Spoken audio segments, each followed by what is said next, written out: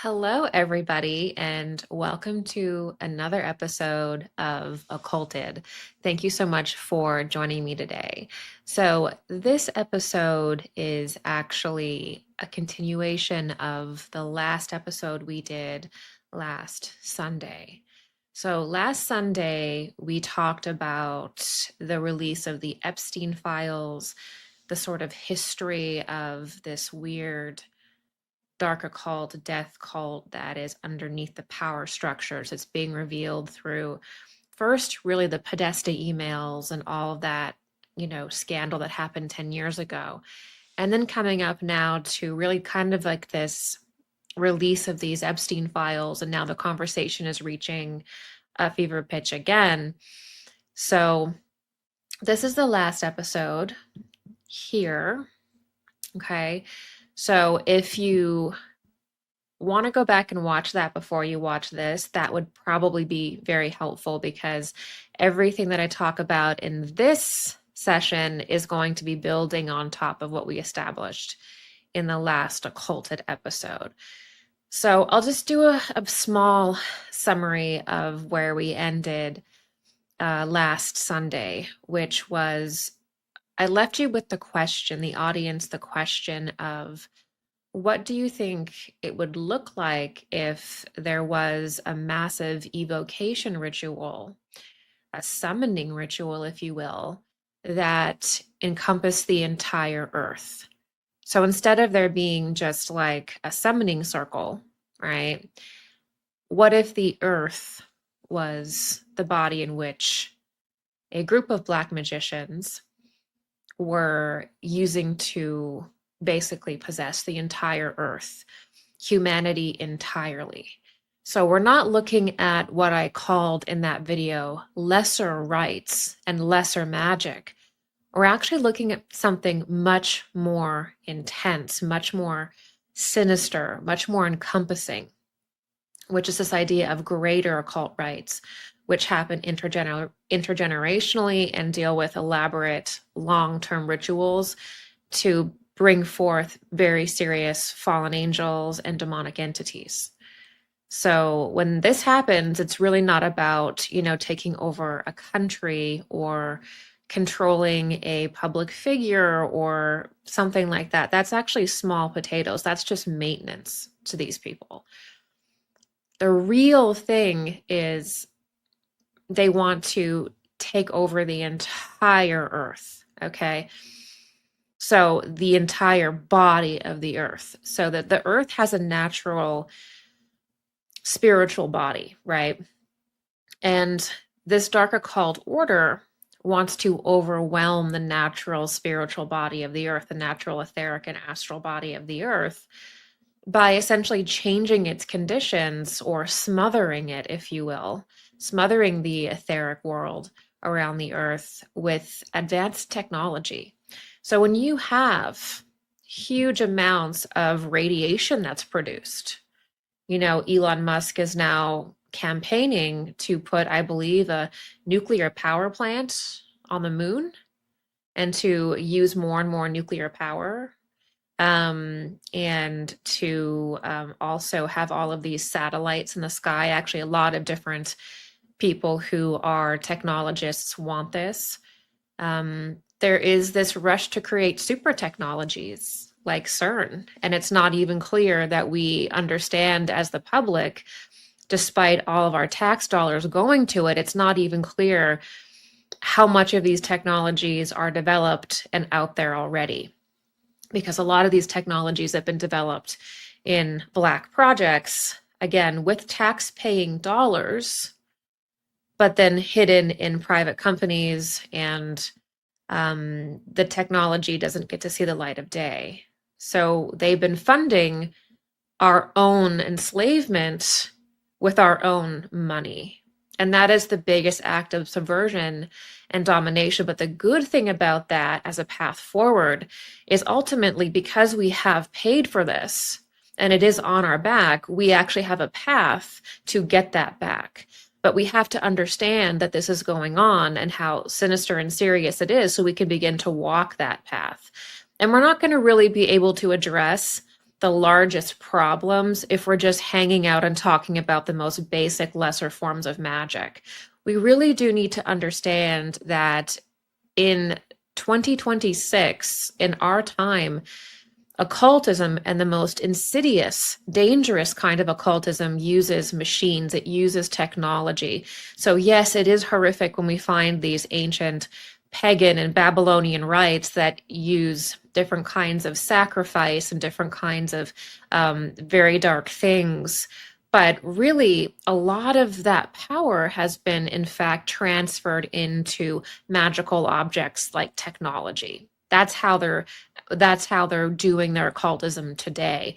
And it is a very insidious kind of occultism because you can produce such massive amounts of electricity and magnetism and radiation that it actually creates a false body around the earth and in the space between the earth and the moon. Now, naturally, this is called in occultism the eighth sphere.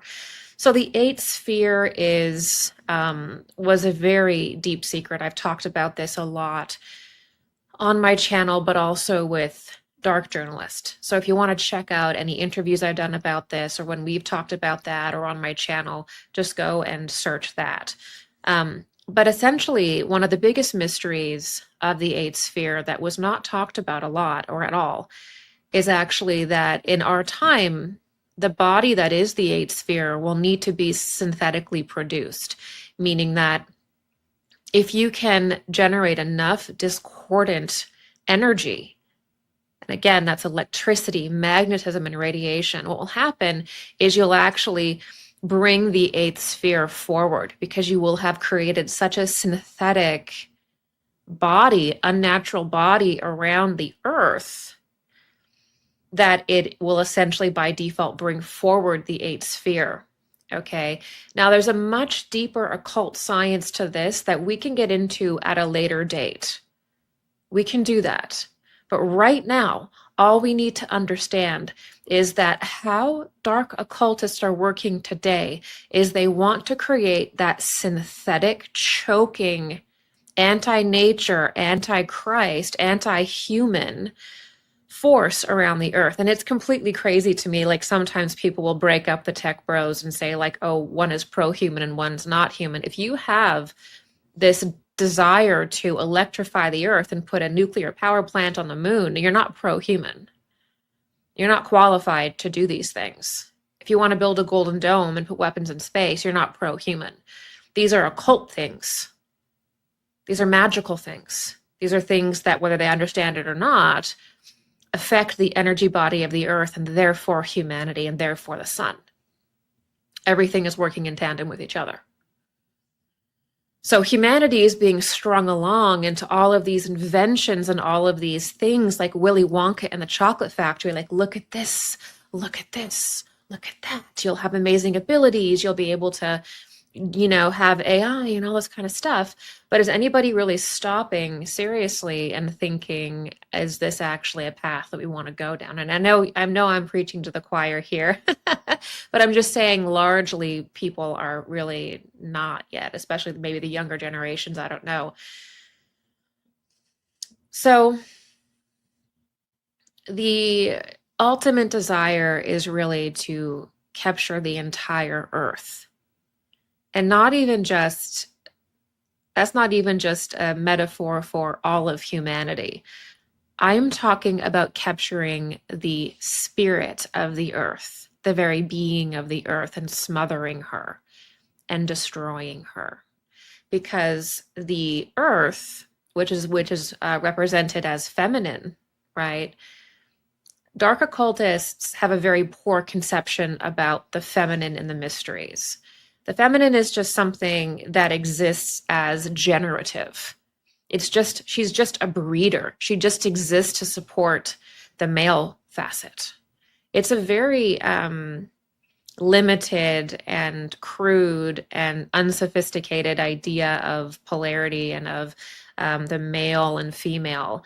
There's no real understanding about the higher aspect of the male or the higher aspect of the female. It's just this kind of like Martian immature masculine consciousness that the only way it can really feel good about itself or exist is by completely demeaning and destroying and using the earth and using the moon and using nature only for its generative forces and eventually dominating it, controlling it, and destroying it. This is like a very sick, diseased masculine consciousness that is really rampant on the earth. And this can be inside of women, it can be inside of men. This isn't about men and women. This is about the male principle and the female principle. And when those things are imbalanced, what they look like in the world. And so this is the destruction of the mother, the destruction of the earth, and the overriding of nature by man, by an overactive, hyperactive masculine principle, really, which is also encouraged by degenerate female roles and ideas too, right? So the first thing is that they create this alternate field of energy around the earth through electricity, magnetism, and radiation, and it gets built up and built up and built up and built up. And that eventually begins to cancel out and dominate and smother the natural energy body of the earth. So it actually becomes a false energy body, right? And look at how this is already happening in the idea, like a Bill Gates type character who wants to genetically modify every single food. He wants to make meat in a 3D printer. This is a sign of severe mental illness and possession, in my opinion. These are not normal thoughts. These are not normal things. This is a very disturbed person to want to have to genetically engineer every seed. That's not a normal behavior, okay? This is like mad scientist, dark stuff that's going on, you know? And the idea that we have to just completely dominate and control reproduction as well. You know, I speak repeatedly in my videos in Mars Mystery about how they even have an origin story, these dark occultists, that they're aliens, that they're from Mars, that they're from another planet, Aldebaran, and that they were created through eugenics, a eugenics project, and that it's their right to do a massive eugenics project on humanity because they are synthetically created by their alien gods, which they sometimes will also call like fallen angels. They conflate them all the time, which is completely, doesn't make any sense esoterically. But they're like, yeah, even the human being should eventually be synthesized. Even the human being is created in a petri dish. This is carried on through the work of Zecharia Sitchin, Van Tassel, Eric von Daniken, Ancient Aliens, Gaia TV, and the myriad of people who propagate this dark agenda, thoughtlessly or on purpose. So it's all about synthesizing, creating that Gattaca society, your God now. It's the gods created you in a petri dish, and humanity will evolve in a petri dish. Well, I'm sorry, creation doesn't come through science. Creation comes through the mother. It comes through a process that involves the feminine principle in a very specific way. And it's not smothering her and destroying her. That is the worst thing that you can imagine happening. And I'm so glad there are so many of you here now to discuss this topic with me that is dark. And I understand that it's not easy to sit here with me and talk about, you know, smothering the earth and radiation and electricity and magnetism. It's not easy to discuss where we are, but I promise you, it will be harder if we ignore this, right? It's going to be harder for us if we don't understand what's going on. And like I started the video last week, we have everything that we need to confront this right now. There are enough people that are fluent in all of the fields and expertise that this implies to do it and more. There's more than enough. There's more than enough. So it's about all of us, first of all, having this really difficult conversation and getting very, very, very clear on what's going on. What exactly is the occultism that they're using? What is their plan? When we know that, we can confront it, we can get clear, we can get direct, and we can find the right people that have the power and the interest and the leadership qualities, the morality, and everything to do that. We can do this, but we have to do it with the knowledge of exactly what is going on, which, yes, is dark and difficult. But we're going to do this together, okay? So once this field is surrounding the earth, and the earth is basically energetically almost unrecognizable, kind of being smothered. What happens is, now that it has an unnatural etheric body, okay, it's totally artificial, it's synthetic, then it will become populated with demonic entities, as many as they possibly can. So once the field is synthetic, that is the bridge to where demonic entities can hang out just outside of the earth plane. It's like they're getting one step closer. They've broken through one more veil. Now, the final thing that is really protecting the earth from an onslaught of very dark and negative entities is the moon. And there's been a lot of propaganda about the moon for that reason, I believe. There is a lot of people saying that the moon is evil, that the moon is completely synthetic and created by an alien. And there's all of these weird descriptions of the moon, which for me just shows this kind of hyper, the same kind of hyper Mars masculine approach to things, not understanding the feminine principle at all, materialism, literalism, because the same way in which the earth becomes distorted and synthetic and like a machine, the moon is also becoming a machine. And so there's no understanding of the natural evolution of the earth, the natural evolution of planets in the solar system. It's all just this materialistic, mechanistic scientism, and people thinking that intellectualism is spirituality. It's not, right? You can't just think about something enough and then be a spiritual person. You actually have to have the Holy Spirit enter you and affect your thinking and inspire you. And you have to be able to have the capacities to see into the spiritual world. I think everybody should have the right, especially in their own life, obviously, to have their own relationship with spirit. Okay. But when it comes to the public sphere, when it comes to spiritual leadership, ultimately, especially going into the future, you have to be able to see the spiritual plane. You have to have encountered spiritual beings. You have to know what that realm is. You have to have experience in it. One of the most ridiculous things our society does is puts people in spiritual authority that are not mystics. They do not see the spiritual plane. Now, I'm not saying that you can't have a role in spirituality if you don't have clairvoyance. But what are we doing? That's like teaching scuba diving and never having been in the water. Yes, you can talk about the structure, the material. You can talk about it to a certain degree, but there's a point where you do not have the authority to speak on these topics as a leader in the field if you are not psychic, if you do not have spiritual perception, if you cannot see spiritual beings, if you cannot see into the spiritual plane. And even then, you have to have the right attunement once you have those capacities. That's what spiritual leadership is. And there's so many people that are talking about what the moon is, and what the soul is, and what the death process is, and what the early history of humanity is. And they don't have the spiritual capacities built up to the degree or the attunement to actually have the authority to speak on those topics. And so it's creating incredible chaos. It's creating incredible delusions about our situation. Okay, now,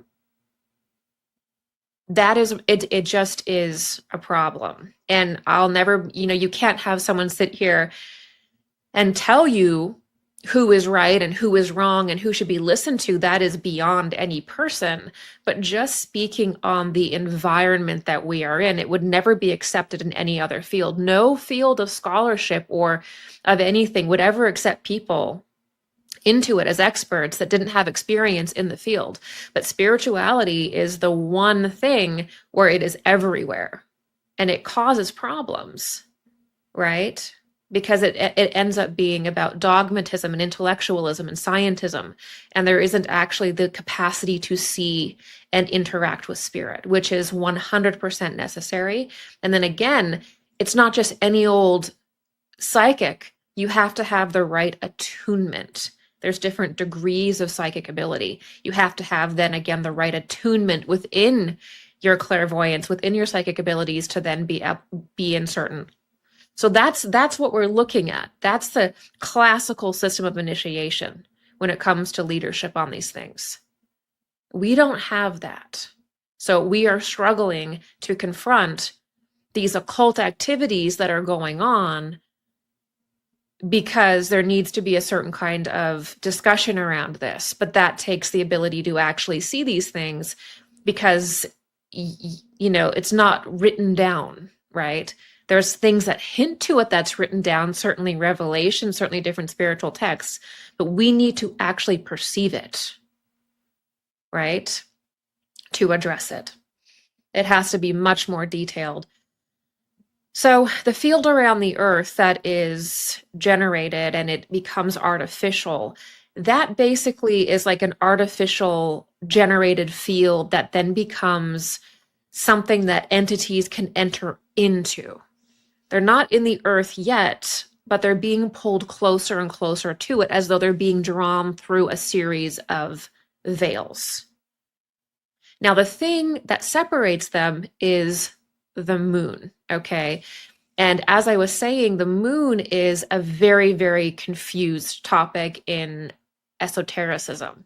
There's a lot of misunderstandings about it. There's a lot of lies about it because the moon is protecting the Earth from demonic entities. The moon is the Earth's protector.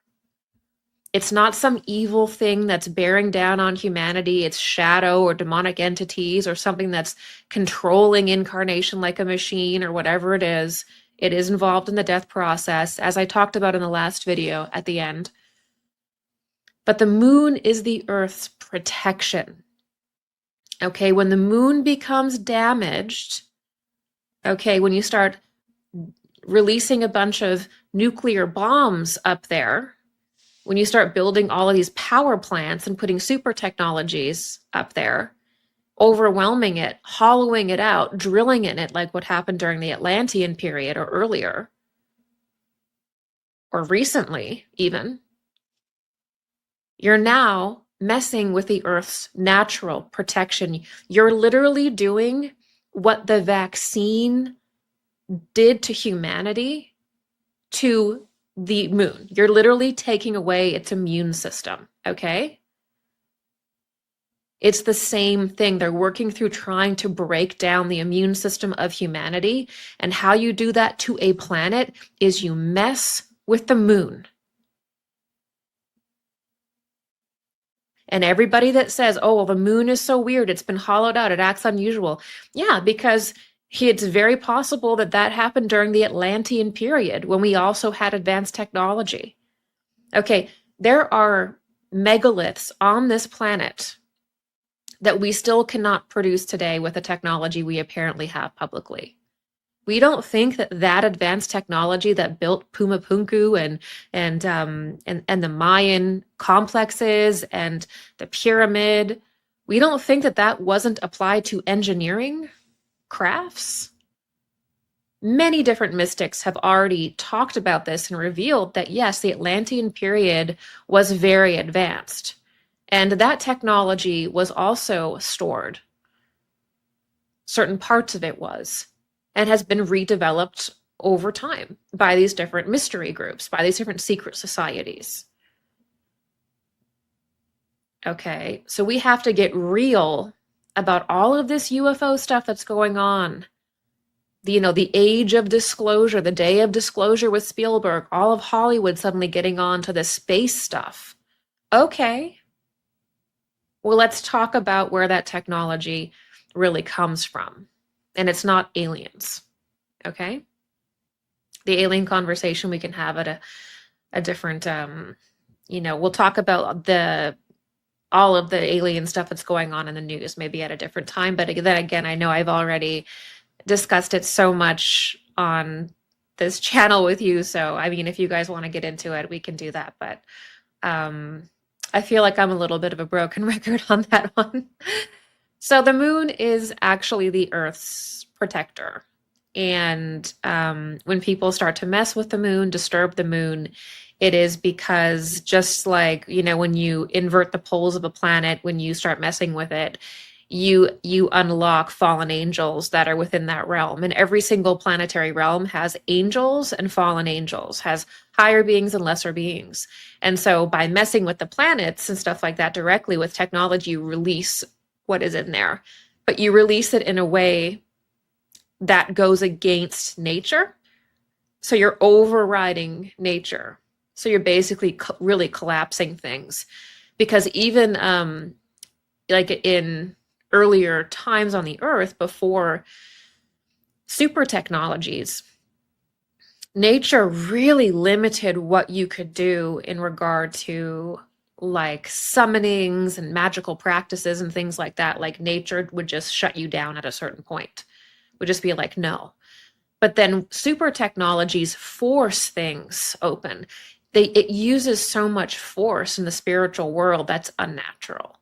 And that's why they're dangerous, is that you can really work against nature to a degree that a great evil can start to come in, right? Because you're really pushing back the natural barriers of protection.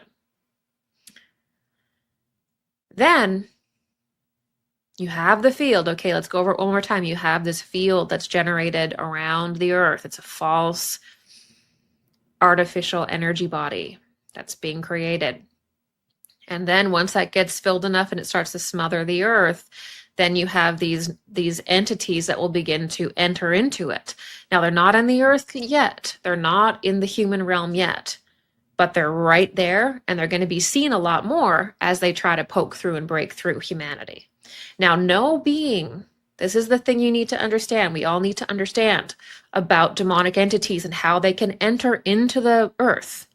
Okay, no being that is beyond the Earth, that's not human, can enter into the Earth unless it is through a human being. So nothing can get into the Earth unless it is through man, because man is a representation of the Earth and matter itself. All matter, all the mineral kingdom, all of matter. Man is the embodiment of that, which is the Earth. This is why for the longest period of time we used a geocentric model. And only recently, as materialism began increasing, we used a heliocentric model. It's not that one is better than the other, but one reveals the mystery of the human soul and one reveals a different mystery, okay? So you can't really have angels or demonic entities affect the Earth unless there's human beings that are calling them in. Or you could say that the amount of demons and angels on the Earth is exactly corresponding with the quality of people on the Earth and what they're bringing in their daily life. So by you developing a relationship with the hierarchies, with angels, you create a more angelic Earth. If you are doing demonic things, then you are by default creating a more demonic Earth. So all of that stuff happens through humanity. You don't just have entities from other planetary realms just arriving here as they see fit, when they want to, whenever they feel like it, because the cosmos is one lateral thing. No, you have to work through humanity, because humanity is the being of the material world. Okay. So why this is important is because it's kind of an aspect that really is obscured, because once you have this field around the earth. And that has made it so unnatural that now demonic entities can populate it and be very close to us. A lot easier to get in and out. The next thing that needs to happen is that human beings need to hook themselves up to the Borg. They need to enter into the machine. Okay? They need to get the neural link. They need to have some kind of technology put in their body. They need to enter into the machine. Once human consciousnesses begin to enter into the machine, they're now populating that field. That's when entities can get in through that person. So a lot of this Borg transhumanism stuff is because human beings are quite literally portals. They are what allows angels or demons to enter the earth. Okay, the earth proper as we know it. Yes, they are in nature. Yes, they're around to a certain degree, but I mean really messing with humanity. It is through human beings, right? So they can begin to manifest between the moon and the earth, but to really get into the earth and really start affecting other people and taking over other people, they need to be in a person. Until then, they're just trying to get in, and they can do different things to different degrees, but they really need to be embodied, right?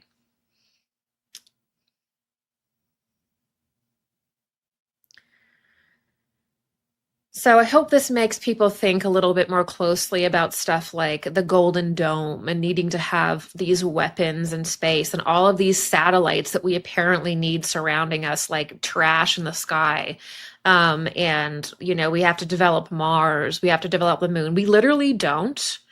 What we have to do is we have to cut back all of this hyper technological age by using technology as a tool, right? Like a normal person, and removing all of the occult and religious stuff around technology, having technology be a tool. You can have your AI, you can have your technology. There's no taking it away.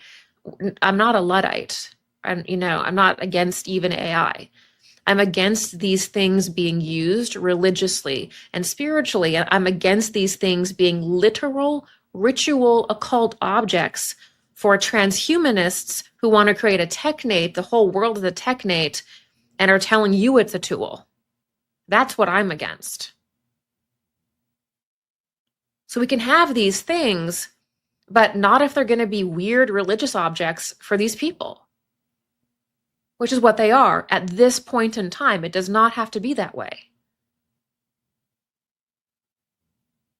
No developments of any kind of weapons in space. No nuclear power plants on the moon. No developments on other planets at this point in time. Not by people who think they're created by aliens in a petri dish. Right? There's a whole bunch of very religious stuff going on that is being disguised as science, being disguised as discovery. We don't need any of that. We need to return to the earth, not reject technology, but we need to actually live in harmony with the planet and each other. It makes no sense to try to get off planet when we haven't mastered the earth itself. You don't transcend something. You don't transcend the earth when you want to because you built a spaceship today. You transcend the earth when you transubstantiate matter, when you transubstantiate the material plane through self and personal development. That is when you get off the earth. That is when you get off the wheel of samsara. Not in a spaceship. This is delusional.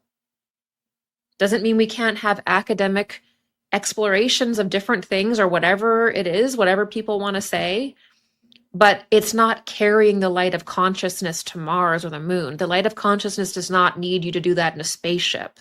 That's materialism. That's materialist delusion. That's alienism. This is not a real thing about the spirit consciousness. You don't do that. When a planet is ready to have life, it will begin its life cycle, and from within it, it will build up beings on it within its own realm and within its own purview.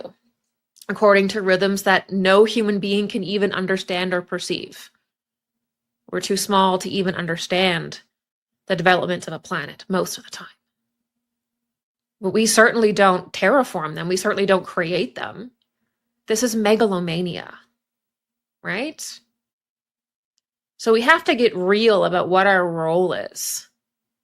And that these things are delusional. It's black magic. It's a different kind of black magic than we're used to, but it certainly is. So again, I have a lecture called Electric Apocalypse here, where I talk, from an anthroposophical perspective about this enmeshing of the earth and things like that. And I've added a few things to it for our session today. But if you want to return to that video, it might be good moving forward. So in order to do that, obviously they need control of the moon. They need control of probably other planetary spheres. They need control of different locations on the earth that have energetic significance for their occultism, for their rites and rituals. They also need different relics and artifacts. And this is what we're going to focus on today in our discussion, is mainly why this dark occult group needs relics and artifacts and certain locations in order to do their massive rite where they take over the planet. We're also going to get a little bit into angels and how angels operate in this.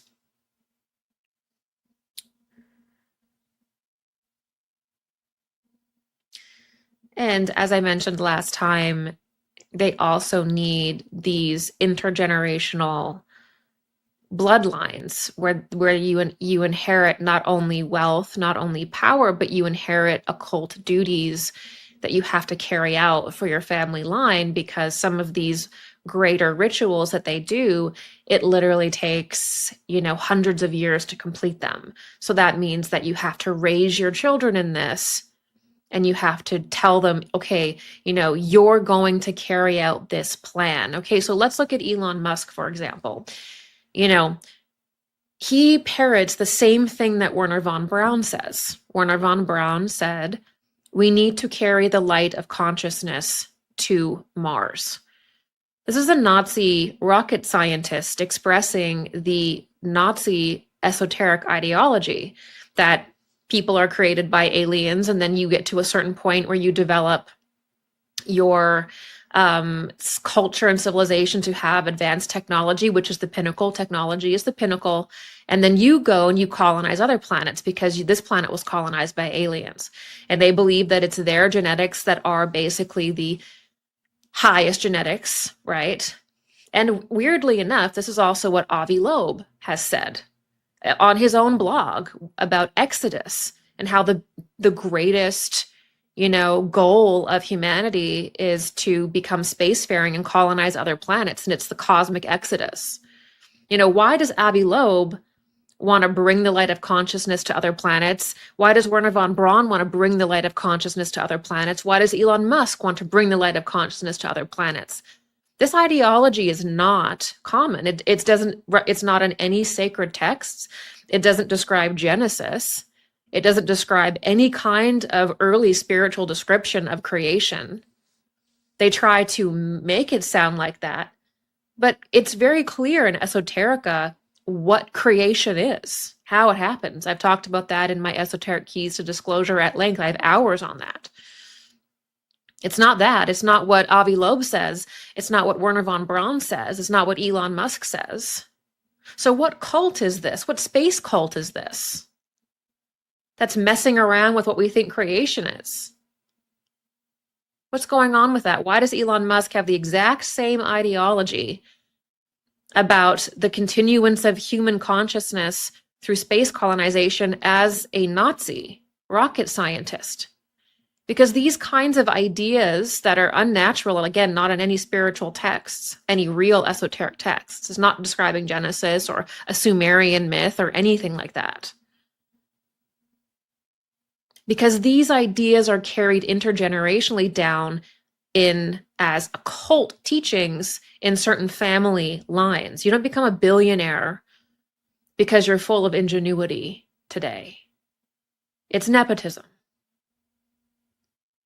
So all of this is part of the same occult ideology. And again, we can pick it out because it's not a normal creation myth. It's not a normal future. In natural, normal, esoteric teachings, humanity evolves with the earth as part of it. It spiritualizes with the earth and then gets absorbed back into the sun on the earth. You never leave it. It's not part of it. So this is a Pied Piper thing that's going on, and we need to call that out for what it is. So this is something that is an occult ideology. It is secret societies. It is intergenerational, and that's why you can see these ideas being carried through these technocrats. That's why, again, they don't have a lot of social skills. They don't have a lot of things going on in certain places because these roles are handed to them because they have to carry out and do all of these different developments. They have to bring forward AI. They have to do the space travel. They have to, genetically modify every kidney bean they can find or whatever it is. Because that is the goal. And there's a greater occult image with this that we have to begin to pick up on and say, hey, that's what that is. Hey, that's what that is. That's what this requires. We have to recognize these patterns and reject them. Okay? Even when it comes to the Epstein files and people are talking about occultism, and that's great, but we need to really zero in where we are still thinking too small. We really need to catch up to where this kind of intergenerational plan is. Okay, so let's get into more of this ritual that they want to do. We just did, 40 minutes on the creation of what's basically the ceremonial creation of the eighth sphere around the earth through synthesizing it through electricity, magnetism, and nuclear radiation. And we went into the role of demonic entities entering into that, and then human beings entering into the field. Let's get into the role of the spiritual hierarchies in this, because part of this ritual also involves evoking very powerful fallen angels, and one very powerful fallen angel through the realm of what Rudolf Steiner would call the time spirit or the archai. Okay, so here is the spiritual hierarchies again. This is an accurate view of the cosmos. So in spiritual science, we don't view the cosmos as a bunch of planets, right? We don't view the cosmos as just discordant waves and frequencies and particles that we can just learn to control with our mind or whatever. We view the cosmos as a series of beings. So when you go into the space between the moon and the earth, you're actually in the realm of the angels. You're actually in the body of angels. You're not in just a realm, a neutral realm that's just an energy field, disconnected. If you're in a space between the moon and the earth, you're in the body of the angels. You're in the body of living beings. Just like elementals are in the body of humanity. They're not in some neutral space, they're literally in our body. Okay? And you can go through the different planetary spheres and you can connect these different realms with these different angels. And every time you're in a realm, you are actually in the body of an angel. This is key because modern esoterica has forgotten this and they just treat the spiritual planes like there's some mathematical dimension or number. That's not accurate. You're actually in the body of spiritual beings that are in that orbit. Okay. Now, obviously, ceremonial magicians, they know this. I mean, let's look at this picture here from last week. That's John Dee. They literally have the names of angels on their circle with planetary images. Raphael. Okay. Yeah, because they understand that when you go into the spiritual planes, you're entering into the body of an angel. You have to work through the angels. This was known for thousands and thousands and thousands of years. It's only in our modern time that we have this inhuman, disconnected, machine-like hologram view of the cosmos. It's just not true. And nobody has ever treated it that way, except for when we start to get into technology and materialism and scientism. We start to create an image of the cosmos that's waves and particles and hologram and whatever. It may feel like that to you. That may be an experience that you have, but that's not the objective structure of the cosmos. The objective structure is you're literally inside of beings.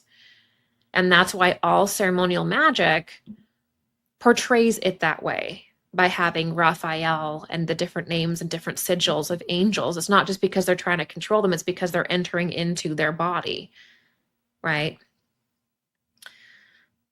So during this ritual to really kind of enslave the earth, they do have to do long-term summonings of different angels and ultimately pull in Ahriman, ultimately pull in very anti-Christic beings. And you have to be able to affect it up to the Archai, up to the time spirit, or the spirit of the age. So it goes angel, archangel, and then Archai, which is the spirit of the age, or I think Rudolf Steiner also calls it the time spirit. So that is the angel that represents the entire epoch of development. So you need to be able to affect that angel to do the magic that we're talking about, which is a very big deal. And all the lesser angels already have to be evoked. All right.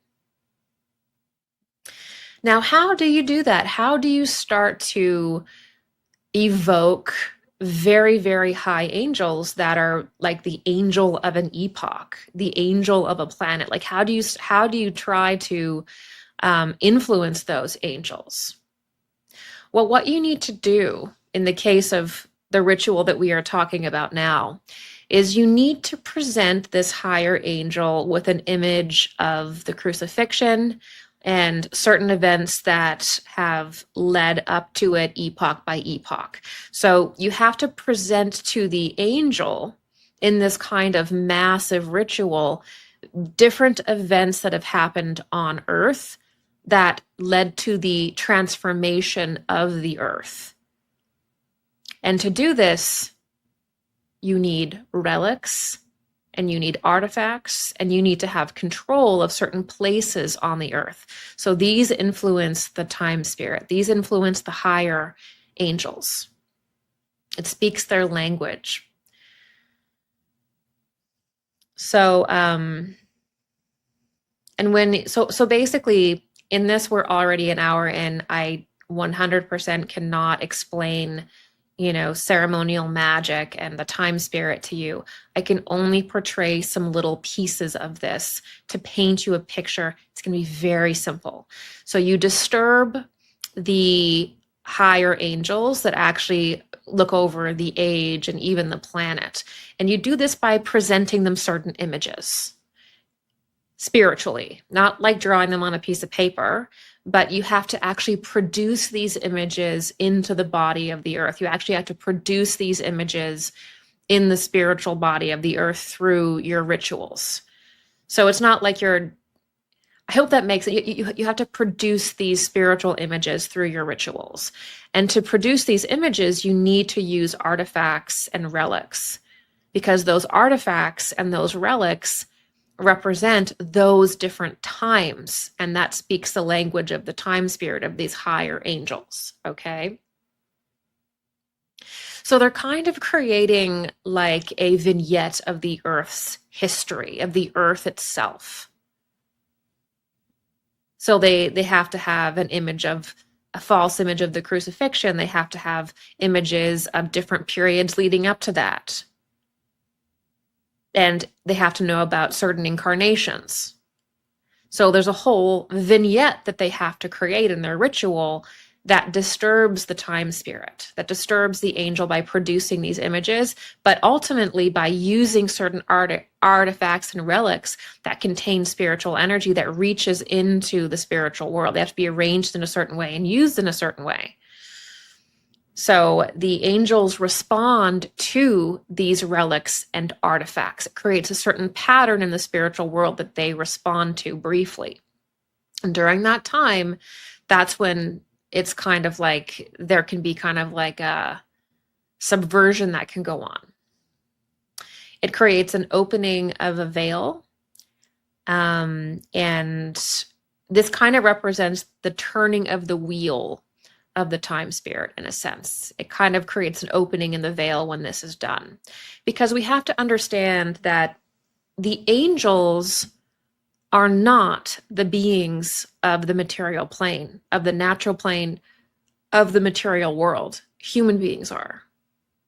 So they don't have the perspective of the material world that we do. They don't have the command of it.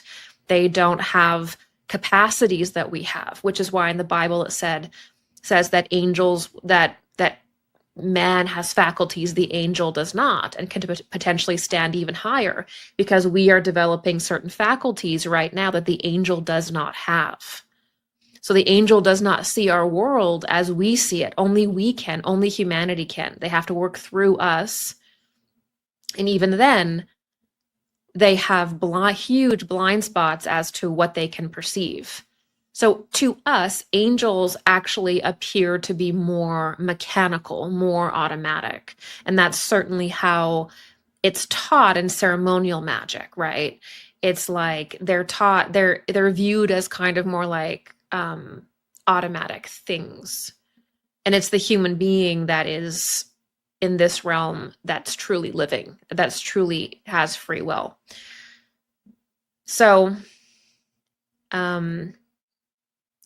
you can present certain images and use really powerful relics, and the angels will just respond. Because the bottom line is that the angels work for God. Every hierarchy of angel works for God. But it's not the angel's job to prevent humanity from growing up and taking responsibility for our lives. Humanity has to become self-conscious, self-aware, and take responsibility for the earth, for themselves and each other as a brotherhood and sisterhood. So it's not the role of the angel, of your guardian angel or the angelic hierarchies, to like treat us like we're children and like remove every demonic entity that ever wants to get in and prevent anything from happening. Though actually they do. The angels prevent so much from happening that we don't even know or understand. So they actually do that. But there are certain confrontations with evil that humanity has to face. There's certain fallen angels and types of demonic entities that humanity is to learn from. And we can't truly be individuals and spiritualize and become eternal unless we face evil, unless we face exactly what I'm talking about today. We're meant to go through this. We're meant to stand up against these dark magicians that are summoning these different things. This is our destiny. And angels are not going to prevent humanity from facing their destiny.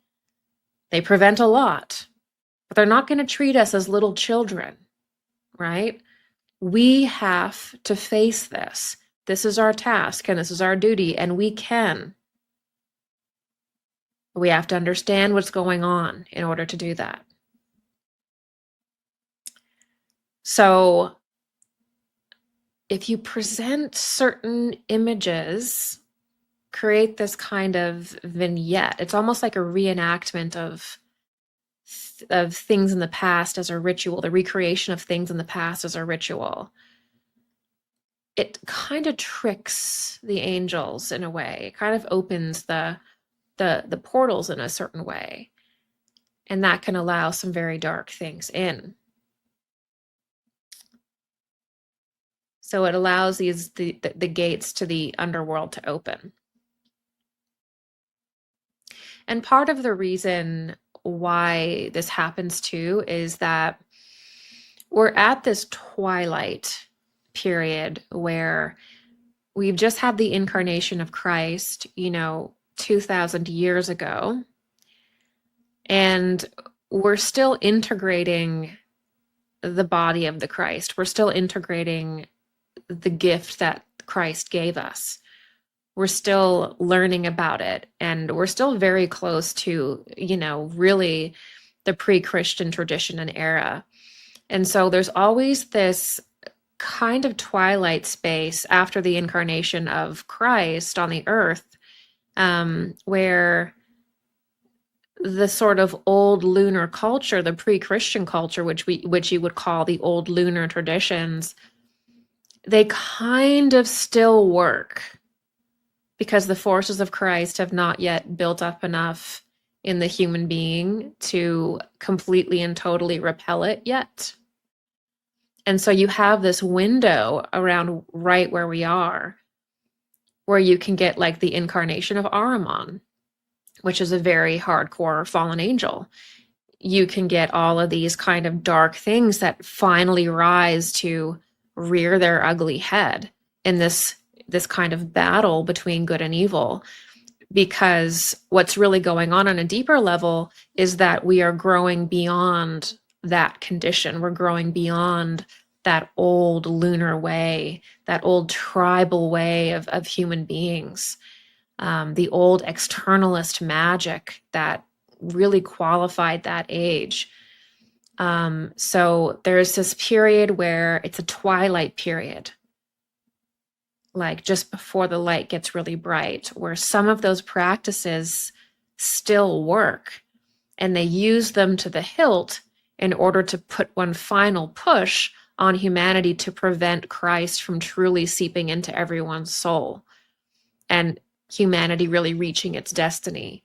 So that's why it becomes about literally restraining the entire earth. It becomes about smothering the entire earth in all of these electronic waves and things like that, is because this is the last real attempt to prevent people from spiritualizing out of the realm, right? Out of this plane, which is very scary to demonic entities who need to feed on people in this plane. The last thing a demonic entity wants is for somebody to use the Holy Spirit and Christ to spiritualize their form into an eternal body. That means you're not in this world for them to feed on anymore. So this is this one last effort to really set that in motion. And we will battle with it until the end of the earth in different forms and capacities. But where we are now is in the most crude. And I think we have a lot of potential to make it a lot easier in the future if we can confront it now. So there's this weird twilight period where like the black magic techniques of the pre-Christian era still really work, but they're fading. And that's something that we have to understand, because in 300 to 500 years, the black magic techniques that are being used today, they won't work anymore. So all of this dark stuff that you're hearing about that the elites do and whatever, we're getting to a point in earthly development where those practices will no longer work. And that's why they have to transfer all of this occult workings into machines, into technology, is because their classical black magic techniques will not work anymore, because the earth is receiving more and more and evolving more and more into the image of Christ. And so they have to change what they're doing. And this is why the Antichrist is associated with technology, in anthroposophy is because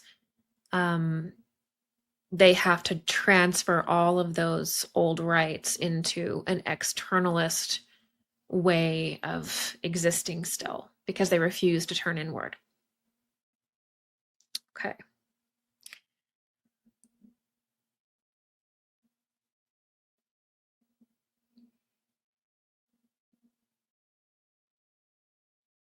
I want to let you guys know that I'm going to be doing a live Q&A tomorrow at 2 p.m., so Sunday at 2 p.m. So if you have any questions so far on what I'm saying here, I know it's kind of complex and intense. So if you have any questions, tomorrow is a good time to ask. I sit with my members and we chat for like ever. We talk for like maybe three and a half hours. And so I'd love to see you there if you have any questions. I also have an announcements letter that you can sign up for, and that is in the description. And that just lets you know when I'm going to be lecturing. And I don't send any, like, I'm not trying to sell you a coffee mug or anything like that, or not that there's a problem with that, but I'm not going to spam you or anything. I'm just literally going to tell you when I'm lecturing. And I also have a new class that's going to be coming up soon. It's been pushed back a little bit because I'm doing Occulted, but the class is called Your Guardian Angels and Spirit Guide.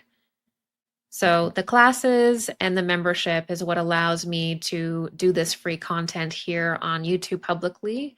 So consider it if you are interested. And there is a sign up form for the class in the description. It just says new course, and then you can sign up to be notified.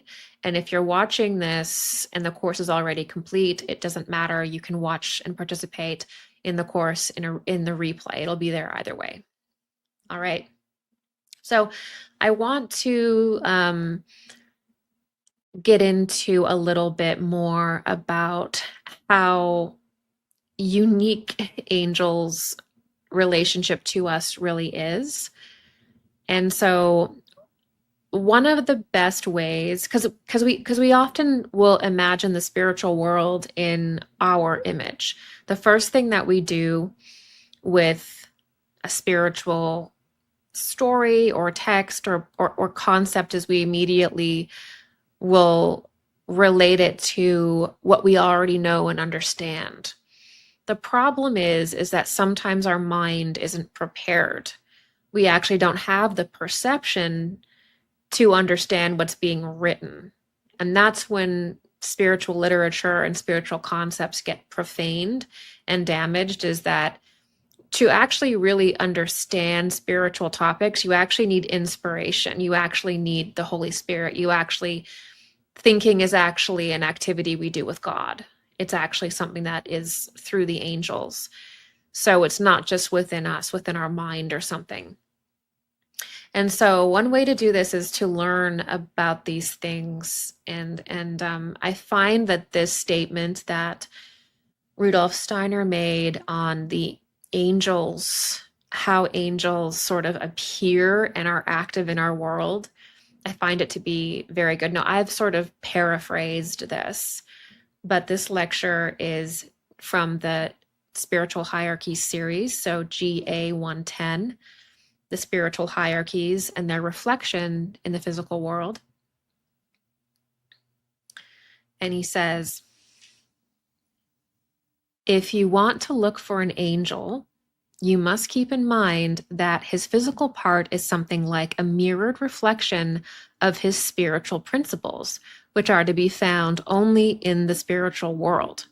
So the actual core seed of the angel is only to be found in the spiritual world, and the angel is sort of reflected into this world through nature and through people. So the angel isn't existing in the natural world like we are walking around, because we are the beings of the natural world. But they exist in a different way in this world. And let's get into what that is.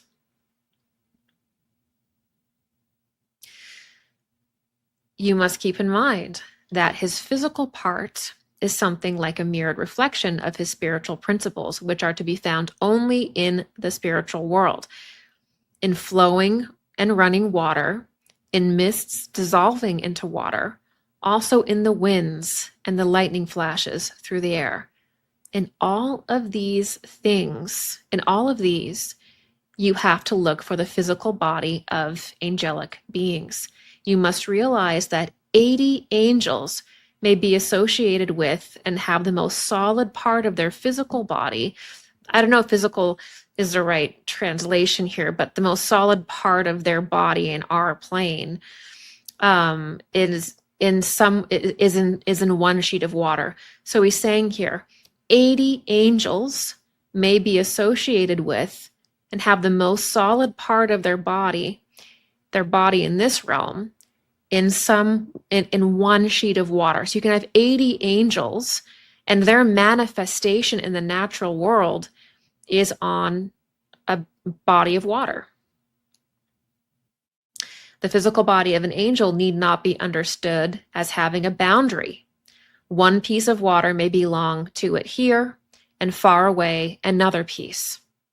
In short, all that surrounds us as the water, fire, and air of the earth, we have to imagine as containing the bodies of the hierarchy which stands next above man. So this is really important because sometimes we look at like yesterday we were talking about, now why on earth can we not just go and look at Antarctica? Seems like a really interesting place. A lot of fascinating lore. What's going on with the apparent hole there? What's going on with the apparently subtropical stories about what's going on there? Right? Why can't we go look at Antarctica? Why can't we look at what's going on in that one place in the Grand Canyon? How many places in America are you going to get, helicopters chased after you for literally just being in nature, right? How many times do these weird billionaires start buying these pieces of land and looting sacred sites? It's because the angel's body technically isn't like our body here. You can have one angel in one location and another part of it is in another location. And so we have to see the spiritual world. We have to see ourselves as being within them and these certain locations as having certain pieces of certain angels. It makes you wonder a little bit about the big deal about the Holy Land as well, right? Why are there all these wars going on that don't benefit us at all, but seem to be surrounding some pretty archaeologically significant locations? Interesting. So,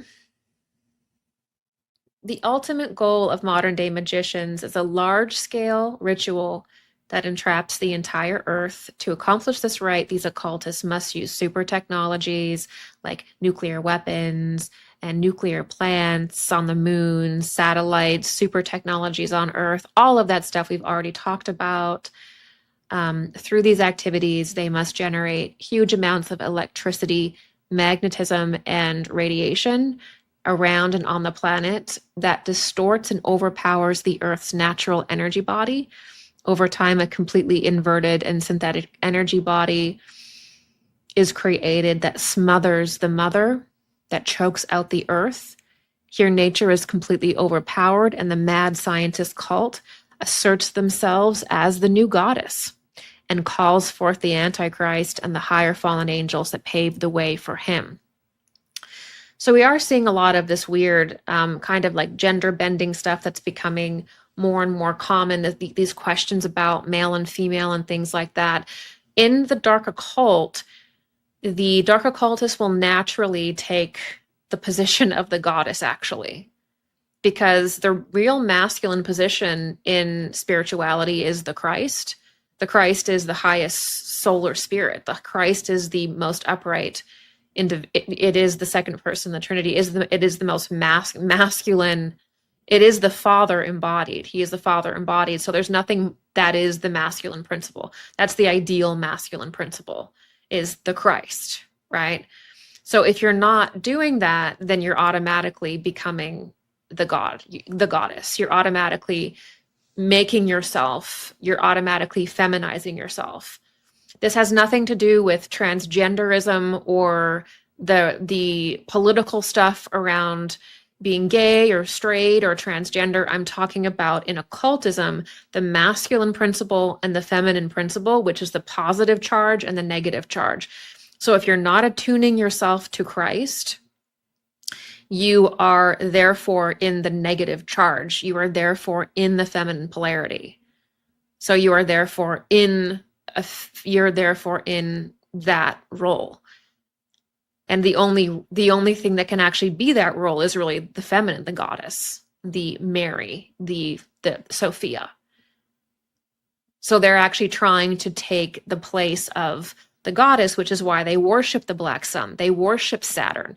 You know, they worship, they have these weird ideologies that actually place them as in the occult position of a female. So that's very unusual. And that's why they choke out the earth, is so that they can essentially be that, which is very unusual. It's very weird. And there's a real confusion about polarity in the dark occult, which that's obvious. So there is this idea to smother the earth, and then they sort of become this new goddess. And they don't think of it that way, but that's objectively what's happening. You know, you can't worship the black sun and attune yourself to the black sun and not destroy yourself, right? You have to attune yourself to Christ, white sun forces. That's what the catalyst force in the human being is. It's just basic polarity. And I talk about that, if you want more information, in my second episode of Revival, which is on this channel. I talk about polarity in magic and all of that there. Okay. The synthesizing of the earth also detaches it from the natural spiritual beings that seek to protect it, the spiritual hierarchy. So once you make the earth completely synthetic and this like ball of electricity and magnetism, it becomes harder for spiritual beings to break through that, because now there's this completely unnatural environment that works against them, because angels are nature. They're one with nature. Now you're creating a new nature that works against the hierarchies. It works against the human body. It works against the human spirit.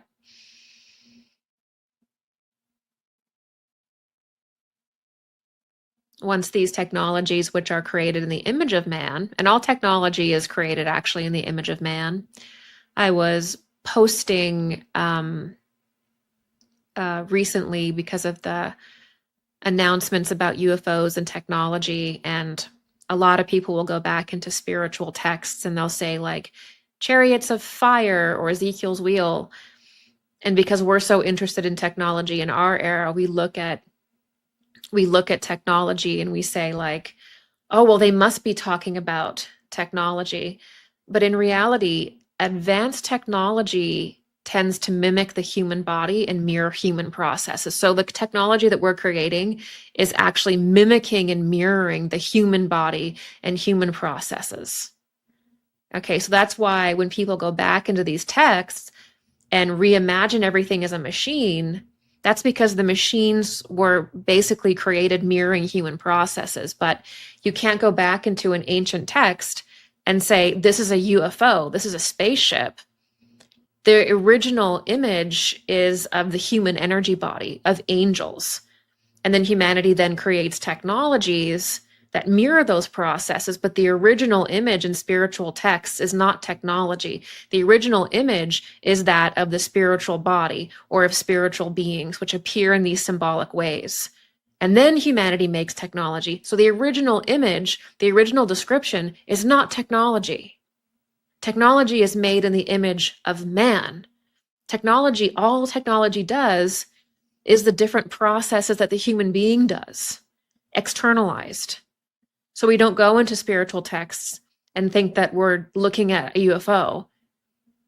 we don't start with technology. We start with, these are real spiritual images that are describing what the human being looks like in the spiritual world, or what angels look like, right? So we have to start with the spiritual, and then we can talk about technologies that are created much later in the image of man, in the image of spiritual forces, but they are not the spiritual force, right? So you cannot rightly say that this image of Ezekiel or this image of, chariots of fire are describing a machine, when these clairvoyant images existed to mystics long before any machines were made, right? You can say that much later people made machines in the image of themselves, and then these machines indirectly related to much earlier spiritual images that were carried down in spiritual texts. So there's no need to spiritualize machines. Machines are made in the image of man by man, right? So when you see them, like, of course, the processes of like, torsion and opposite directions, that's describing how the human energy body works. So machines mirror humanity. They're not the starting point. They're not the origin point of these visions. All right, we've talked about the eighth sphere. Let's finish out our conversation here talking about relics and the archaeological wars that are going on. So we were just talking about how ceremonial magic works when you're trying to access a very high spiritual being like an archai or a time spirit and beyond, is that you have to create this kind of large scale vignette of different epochs on the earth. And just like how the angels have one part of their body in a body of water, another part in a lightning bolt, the higher you go into the angelic world, they actually have part of their body in just like a time or just like an event. It's not even about being in nature as we know it, but it's almost like they're living in the remnants of past events. So when you have these relics and these archaeological sites and these artifacts, they actually access the spiritual world. And you can use them in a certain way, all of them together with technology, to kind of thin the veil and summon a lot of very dangerous things. So relics are part of this. They create this kind of image when they're arranged and everything is done in a certain long-term sort of process where it communicates something to the higher angels and it kind of opens the void, if you will. So the artifacts are used to create a vignette, a spiritual vignette, if you will. And part of that is not just the artifacts and the relics, it's also different locations on the earth, like I said. And when you have a certain relic, it holds energy. So it's like charged with spiritual energy. And they also hold the image of the event in which it was forged. So the spiritual forces of the people, of the angels, of the earth itself, of elementals kind of get charged into one object. Like, take the spear of destiny, the alleged spear that pierced Christ's side. That was a ritual for dark occultists. The crucifixion of Jesus was a dark occult rite for that order. And when the side was pierced, right, that became an occult item for those people. So that's an occult ritual item that has the essence of Jesus, of the crucifixion, of the Christ. It's part of it. That becomes a item that can be used to mock the crucifixion. That becomes something that is a very powerful occult item. You can go through many different relics and locations on the planet that have a specific history. There have perhaps been great incarnations involved. And these events are forged in the matter of these artifacts. And when you use them, you get a kind of raw power. There's a psychic aspect to it as well, where you can connect with anything associated with the event, like psychometry. But there's also a raw power. And it's that raw spiritual power that these items have that they use in their occult rites to give it life, to give it a kind of spiritual power.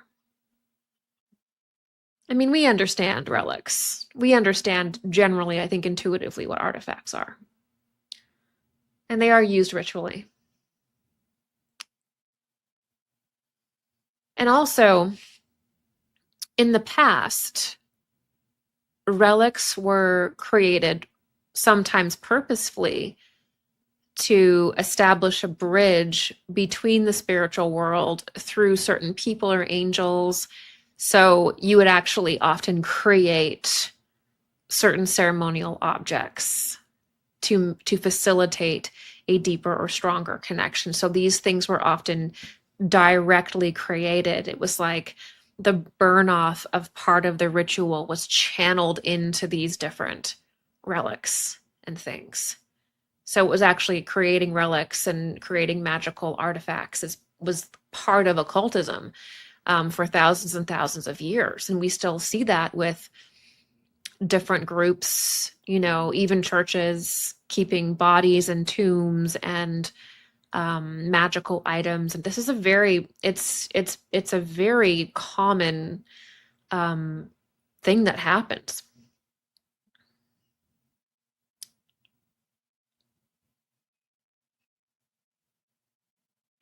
So another way we can understand this from, I think, a more scientific perspective is that the synthetic body that's created around the Earth from electricity and magnetism and radiation, it's dead.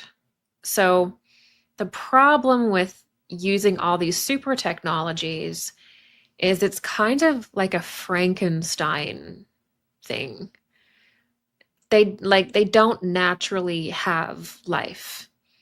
It's basically like they're just creating a dead body around the Earth because electricity, magnetism, radiation, there's elemental things involved with that. There's angels involved with that, but there's no life in it. There's no inherent human etheric life in this field. It's actually more like a antechamber. It's actually more like a field of death. It's more like a siphoning that's going on.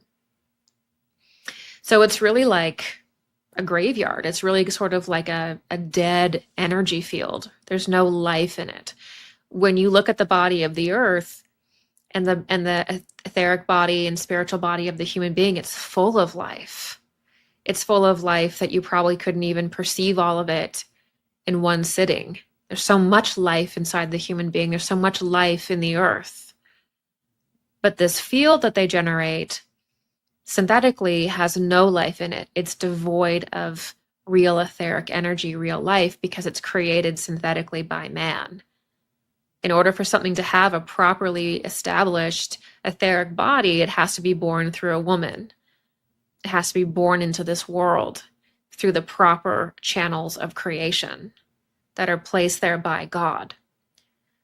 So this field is sort of like the equivalent of a dead body surrounding the Earth. And I hinted at this in, I think, a Dark Journalist interview where I said it was kind of like a reverse resurrection. It's kind of like a necromantic rite using technology. All of this is kind of like an advanced form of necromancy, really. summoning dead things, using dead things, right? So the super technologies generate this kind of false etheric body with electricity and magnetism and radiation, but it's dead. It's a dead thing. So the relics help to give life essence into this field. They use the relics with the technology because the relics are so charged with life, and because the relics paint these pictures of the Earth's history, and the relics are so powerful that when they combine them with the use of technology, it creates this false etheric body around the Earth. So the relics help to create the right pictures into this dead, false etheric body around the Earth. And that's what becomes tricky, because it allows the gates of hell to be open for a period of time to the degree that it is created. So the relics create these sort of images of events playing out on the Earth, which is actually what happens in the etheric body of the Earth. The etheric body of the Earth is like, it's where the history of the Earth is. And it's kind of like the Akasha. And so this is like creating a false Akashic records, a false kind of memory body, a false etheric body around the Earth. To do that, they need the relics that actually contain the spiritual forces of all these events that have taken place, all these civilizations, all these great incarnations. And so they falsely populate this dead body in this kind of Frankenstein ritual using these relics, hooking them up to their machines and things like that. So it gives this structure of life. It gives this image of the Earth's life into this false body. Does this make sense? Let me know in the comments if this is making sense. So they're literally creating a false etheric body, a false body around the Earth. Hope I'm describing this correctly, clearly. So that's what allows all of this to happen. But obviously the tricky thing is that you need an awful lot of relics to do that. You need to control all of these rich archaeological sites. You certainly need to control the Holy Land, because that's where Jesus's blood hit the soil, creating the turning point in time. There's so many relics in the Middle East, in Mesopotamia. It's insane. Extremely significant area for humanity. I'm not surprised at all that there are these wars all of a sudden over that region. We should be very careful about who gets a hold of that. Antarctica, Greenland. Greenland also is significant because Greenland is actually where there will be, like, in the future, a very significant development will happen there. Not now, but in thousands, or I don't even know. I don't want to give a date, but in the future, there will be a significant colony that happens on Greenland. And so there's these different places on the Earth that are going to be significant in the future. It might not even be 1,000 years. I haven't done that calculation, but it could be a lot sooner, actually. It could be within a few hundred. I don't know. All I know is that Greenland is going to become a significant area in the future. And so you have these different mystery groups, these different occultists that want these ceremonial areas because they need to control the energies in the land and translate them into their machines. They also need relics. Another place that they love to take from, and it's interesting that things are going on in Mexico, is the Mayan and Aztec sites. And they love to get the relics from there. So all kinds of ones, you know, there's just so many different locations that are significant for this. But I hope that you're kind of getting the picture that this is like a vampiric thing that needs these artifacts to establish a false image of the Earth's history and a kind of false picture of the Earth's life, a kind of synthetic image of humanity's life. And to do that, they need to have these relics. They need to control these certain locations on Earth. They need to control the moon. They need to control the planets. And eventually they'll need to literally control the sun with like a Dyson sphere or whatever the Kardashev scale tells you to do the absolute opposite of that, because that is 100% part of this. Okay. Okay. Relics and artifacts provide to the spiritual world distinct images of human life and development over time. Okay. Relics and artifacts provide to the spiritual world and populate this body, this dead body, with distinct images of human life and development over time. They radiate life energies and certain properties that naturally bind the earth and the spiritual world together. Thus, relics and artifacts become the living node points in the dead false body that is being created around the earth. That means that dark magicians need relics, artifacts, and certain locations for their ceremonial rites. A genuine magician can produce the same forces from within their body through transmutation. They can create the same images through their healing. These same images appear within the healed human form. They create the same images through self-mastery. A black magician cannot do this. He cannot create these pictures in his body. He's not healed. So he must rely on items and locations charged by individuals much more powerful than themselves in an earlier period, like Christ, like saints, like martyrs, like masters, whoever else through time. So I want to make this clear. We talk a lot about the pre-Christ period and the post-Christ period, and this is very important to know, is that people who practice from attunement do not need to use these ritual artifacts for their own life or advancement. They can choose to use them for certain activities or whatever they want in their personal life. That's totally fine for creating attunement or for, whatever you want to do. There's nothing wrong with having a relic, right? That's lovely. But dark occultists need them. They need them. They can't operate without them.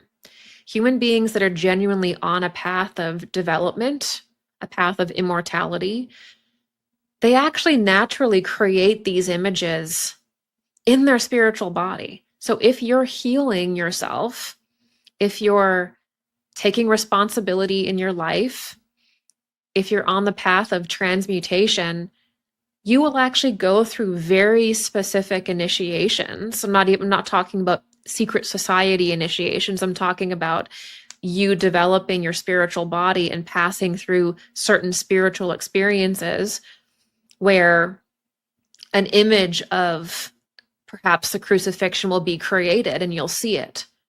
You may pass through certain initiations where other spiritual images appear to you, right?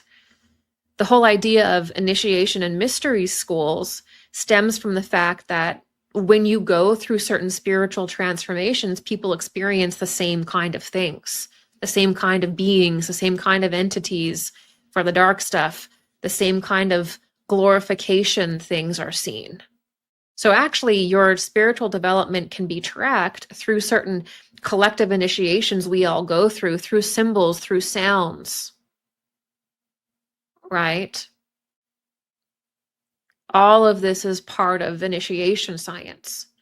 So the human being, as they're becoming initiated through Christ, actually generates all of these pictures in their body naturally. They pass through them as images, as experiences. You may not even remember it, but you do.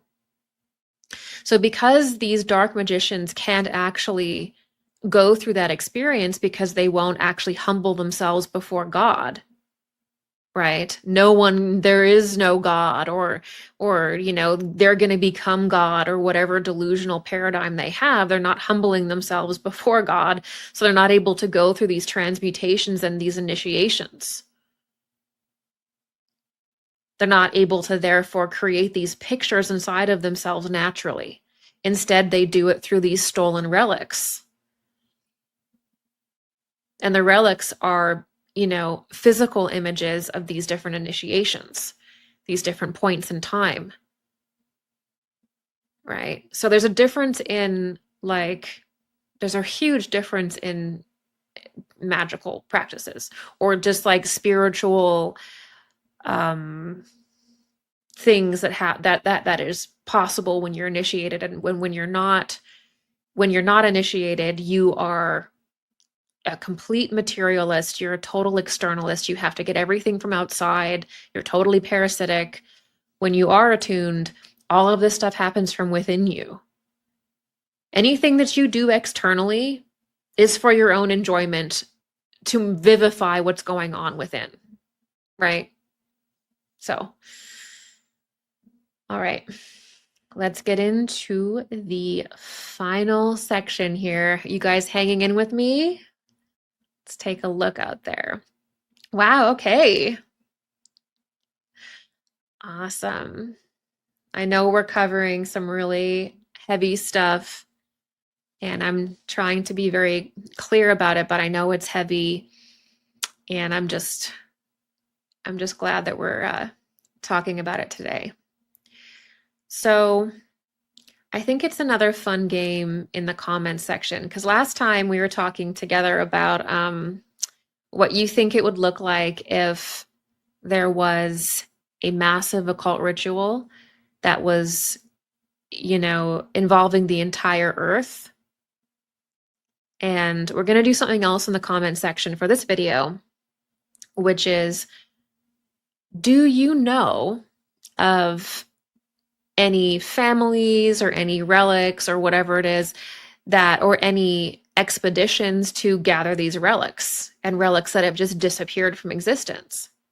In the comment section, I want to know if you know of any famous or not famous cases of people going and looting ancient sites, people gathering up different relics, this kind of stuff. Let me know in the comment section, and I'll do, since these episodes are heavy, we'll go through and do a few episodes of Occulted where I'll just go through your comments and answer questions of your comments, or we'll see what you have to say there. So, their occult rituals require them to literally, it's kind of pathetic. And I'm not saying this at all to be antagonistic. I'm just saying it is kind of pathetic that you can't generate real pictures of initiation in yourself through healing, that you have to go on these extravagant expeditions to literally take these items, add them to machines, and put them in a dead body, a dead field around the earth. It's kind of, it's kind of sad, really. So their occultism requires controlling certain sites and artifacts to exploit these fading powers of death. So you'll hear all of these different accounts of these secret societies, these different groups, these different even corporations now that go and look for these hidden ruins. They're like Raiders of the Last Ark, or of the Lost Ark, pretty much. And they go around and they just plunder every site they could find. And when the railroads got going, especially in North America, that's when it really got crazy, because they could finally kind of get into these different sites in South America and in Mexico and really pull that stuff out. So that period of time, when they finally got the technology to go to these places easier, the railroads, flight, that's when you really see a lot of this stuff kicking up. And you see these archaeological wars that are taking place. There's one interesting case also where I think the Dark Journalist talked about this, about how he was researching Elon Musk's mother, I think May Musk, how part of her young adulthood was traveling through the desert in Africa looking for this ancient site. Now, if you're just not interested in the occult at all, it's like, wow, what an interesting childhood. That's really cool. But then once you understand occultism, you're like, oh, are you looking for magical objects? Maybe you're not, but maybe you are. Because you got to populate that dead field around the earth you're creating with some life, right? There also, again, is the rating of the Mayan site. And I always think of this situation here. So that's actually John Dee and the obsidian mirror that I guess they tested it. And don't quote me on this, but I believe they tested the obsidian and found out that it was from the Aztec or the Mayan people. So he had this and was using it for scrying, and this would indicate that there's this looting of artifacts or trading for artifacts or whatever it is, going back even to this period, obviously, but I think of that. Because for a magician, magicians will charge items, and you can do that in your life, but it's much more powerful to work with items that are already charged. Having to charge up your own item is kind of a drag, because it takes how an item gets charged is either by incredible heights of emotion by people, or over time with the cycles of nature. Eventually, gradually with the cycles, energy will be built up. But these items that are, built up for generations by, say, the Mayans or the Aztec, or some of the Druidic relics in Europe. There's an entire form of occultism about objects, but these ones that are been used ceremonially are very powerful for magicians to use.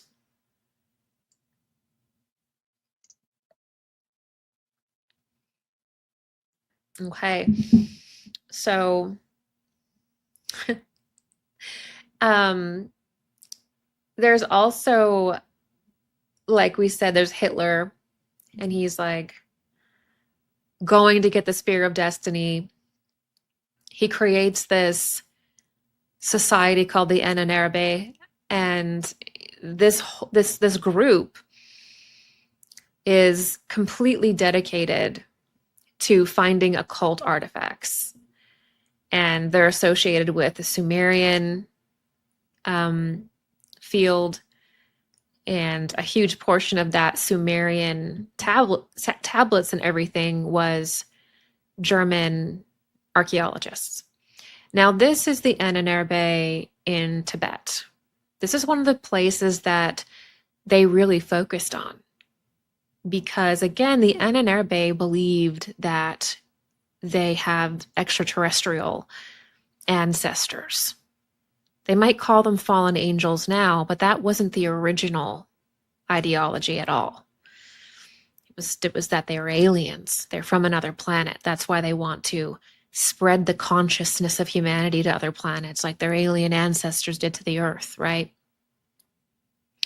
So this Entrapping, these people, they go to Tibet. They're looking for relics, and it's one of the places they were going. Egypt, you have the Egyptomania of the Victorian period, where suddenly, people were going to Egypt and raiding every tomb, grabbing every artifact. They were eating the bodies of mummies, thinking that it was going to give them healing power. Tombs shouldn't be disturbed like that. Tombs themselves are a form of temple. They're a very ancient form of temple. They certainly were in the Atlantean period in part, and going into the post-Atlantean period, tombs were actually central to temple culture. And so you have this rating of Egyptian, the Egyptian artifacts and things like that. You have the rating of, there's tons of tombs in South America. They practice mummification all over South America as well. Not the same kind of mummification as the Egyptians or for the same reason necessarily, but they also had mummification in certain artifacts that were in that period in that location. All over Europe would have been easier for them to, get those because of the proximity. But that is what has been going on is huge part of the Nazi agenda of the dark occult is getting as many of these artifacts as they possibly can for their occult technology.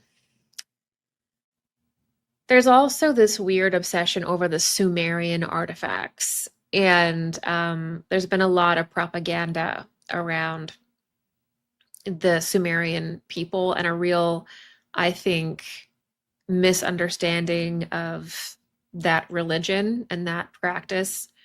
I think turning it into something that it's not, but definitely a lot of looting around Mesopotamia, especially in the last 30 years. And the Smithsonian. What about the Smithsonian? It's bizarre. The Smithsonian and also some universities. It's like one year they will admit to having the body of a giant or a certain artifact, a certain thing. And then someone's like, oh, I'm researching this. Can I have access to your artifact? And they're like, oh, what? We don't have that. Oh, what a mistake. We've never had the body of a giant. We have never had that magic mirror. We've never had the two-eye stone. What is Edgar Cayce talking about? We've never had an artifact that is a giant quartz crystal. You must be mistaken. Not us. This happens all the time with these different institutions that will claim they have it and then they've lost it. No one gets to access it. So you have these archaeological wars going on where, especially the first part of the turn of the century, like the mid 1800s onward, it was like, woo, we need to go all over the world and raid as many sites as we possibly can, which is the idea of Indiana Jones, actually. That's real. And then let's gaslight everyone and say that it never existed because we're going to put those in our private collections and ultimately populate the dead body we're building around the earth with them. Like, that's what's going on. The Vatican just like sits on this cache of incredible artifacts that like no one gets to look. Who benefits from that? Right? Like the Vatican just sits on all of this literature and all of these artifacts for itself. It belongs to humanity. Okay, Smithsonian. Okay, Vatican. Okay, weirdos with all of your private collections. That belongs to humanity. And the really powerful items, they're not even in your line anyway, probably, because if you're doing what you're doing, you're proving that you're not even worthy of touching them. So this is the upside down situation that we're in, right? Like, why are these people, why are these hidden from us? Like, it's just to keep people in complete ignorance of our own history and our own past. And people have no idea that there was another civilization before this one. People think that like the culture started like 7,000 years ago. They have no idea that we had prior civilizations that were significantly more advanced than we are now, despite seeing remnants of them everywhere. Instead, that is hidden from us. Atlantis is hidden from us. Our past is hidden from us. That makes us whole. When we see the big picture, it makes us whole. Instead, we're force-fed by things like History Channel and Gaia and every documentary you see and every CIA agent that goes on Fox News or whatever, and they're like telling you aliens created humanity and interdimensionals fly around in nuts and bolts spaceships and give people technology. We are getting the most asinine, ridiculous, stupid narratives around our ancient past and around spiritual beings to the point that it is embarrassing and ridiculous. And we can do so much better than this.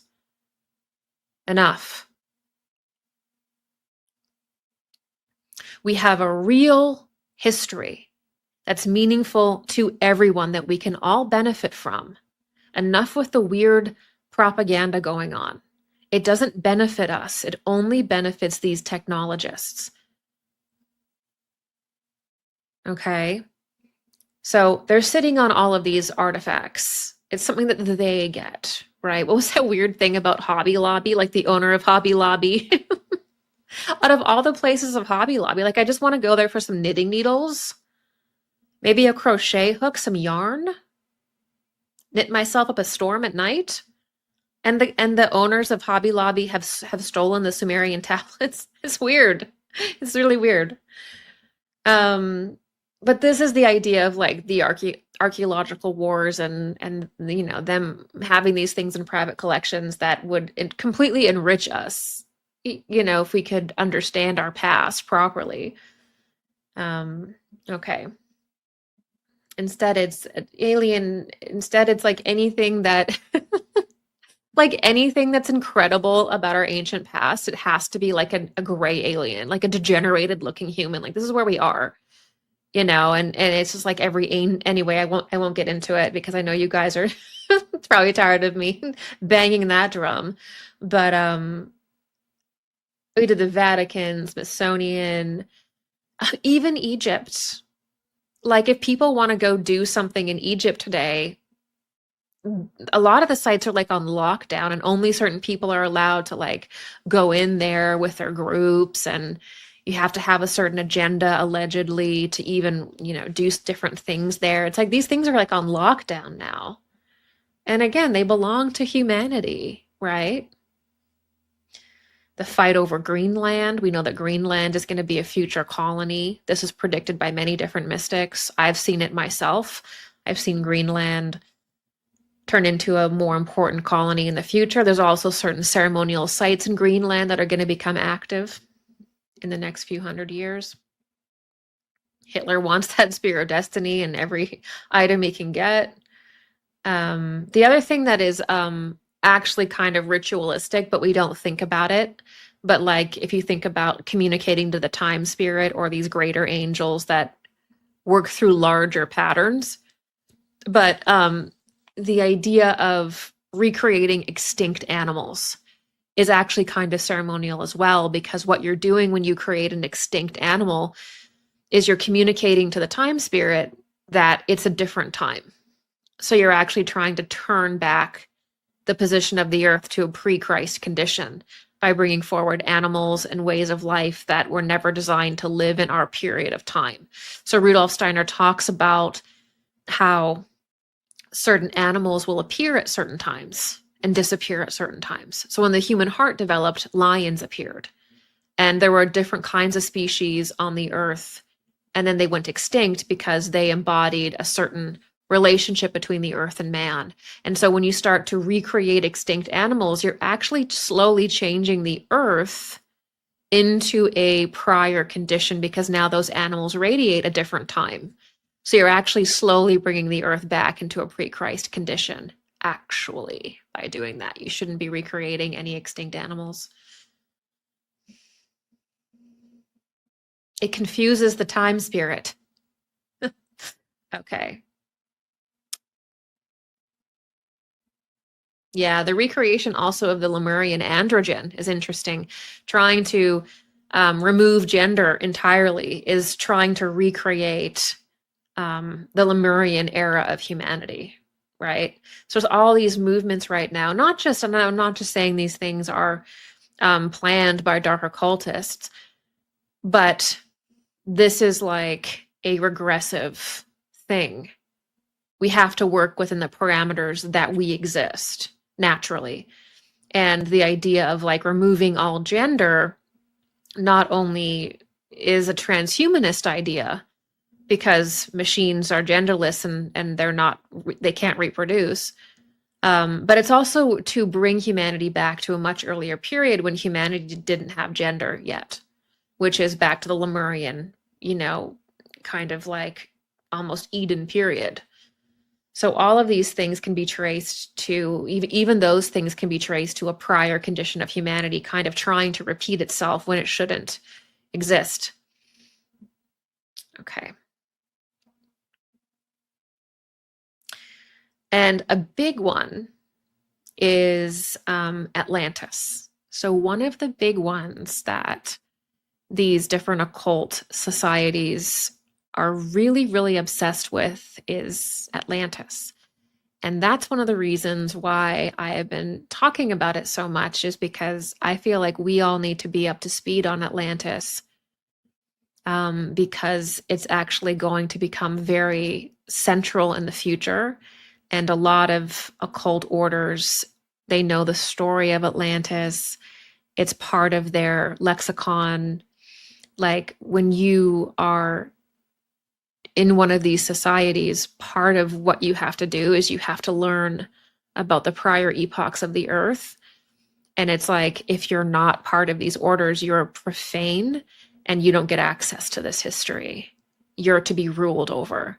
So people in these occult societies have all this information about Atlantis, about Lemuria or Eden, and also about the future, certain things that are to happen in the future, based on understanding occult science. But the profane, the average person isn't to know about these things.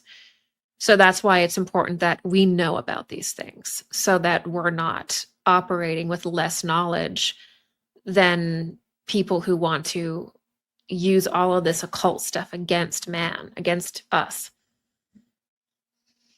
So they really want to, they know that according to the Earth's evolution, that continents rise and fall over time. So the Atlantean continent was basically the main landmass of Atlantis, and it was right in between Europe and America. And then when the Atlantean epoch ended, Atlantis sunk into the sea and broke apart. And when we reach the end of our period, starting any time now, actually, the Atlantean continent is going to begin to rise. And that's why we're also recapitulating the events of the fall of Atlantis, like all of these mad scientists and Belial and Baal and the Epstein email and all that kind of stuff, is because we're really kind of going through the same initiation that we did before, but we're doing it in our epoch within the particular parameters of our time, which is a little bit different than Atlantis. So they're like sitting on their hands, wanting to get control of Atlantis when it rises, so they can claim that land, claim all of those, and that will be the most advanced, pristine artifacts you could imagine, because Atlantis was such a high culture of ours. So they want that so bad. And so I want to recommend this show to you. This is Dark Journalist show X214, Atlantis Hot Zone Epstein Belial Bombshell. And in this show, he talks about how in the Epstein files, Ghislaine is actually talking to her lover about going and looking at these different Atlantean ruins. And they're just openly talking about it and how they want to visit them. And you know, she has this like pilot's license, right? Ghislaine has this submarine pilot license. Well, why do you have that? You know, she's taking scientists down there in her submarine because they know that Atlantis is going to rise and that it's full of all of these artifacts that they can't get access to. Right? And there's a whole bunch of geopolitical issues between Cuba and between Venezuela and between these different countries that are like, this is our land and these are our artifacts, it's in our zone, and they want them. That's the archaeology war, right? And you got that wall that appeared in Bimini in the 60s, right? That Casey predicted. So I want to recommend this show to you.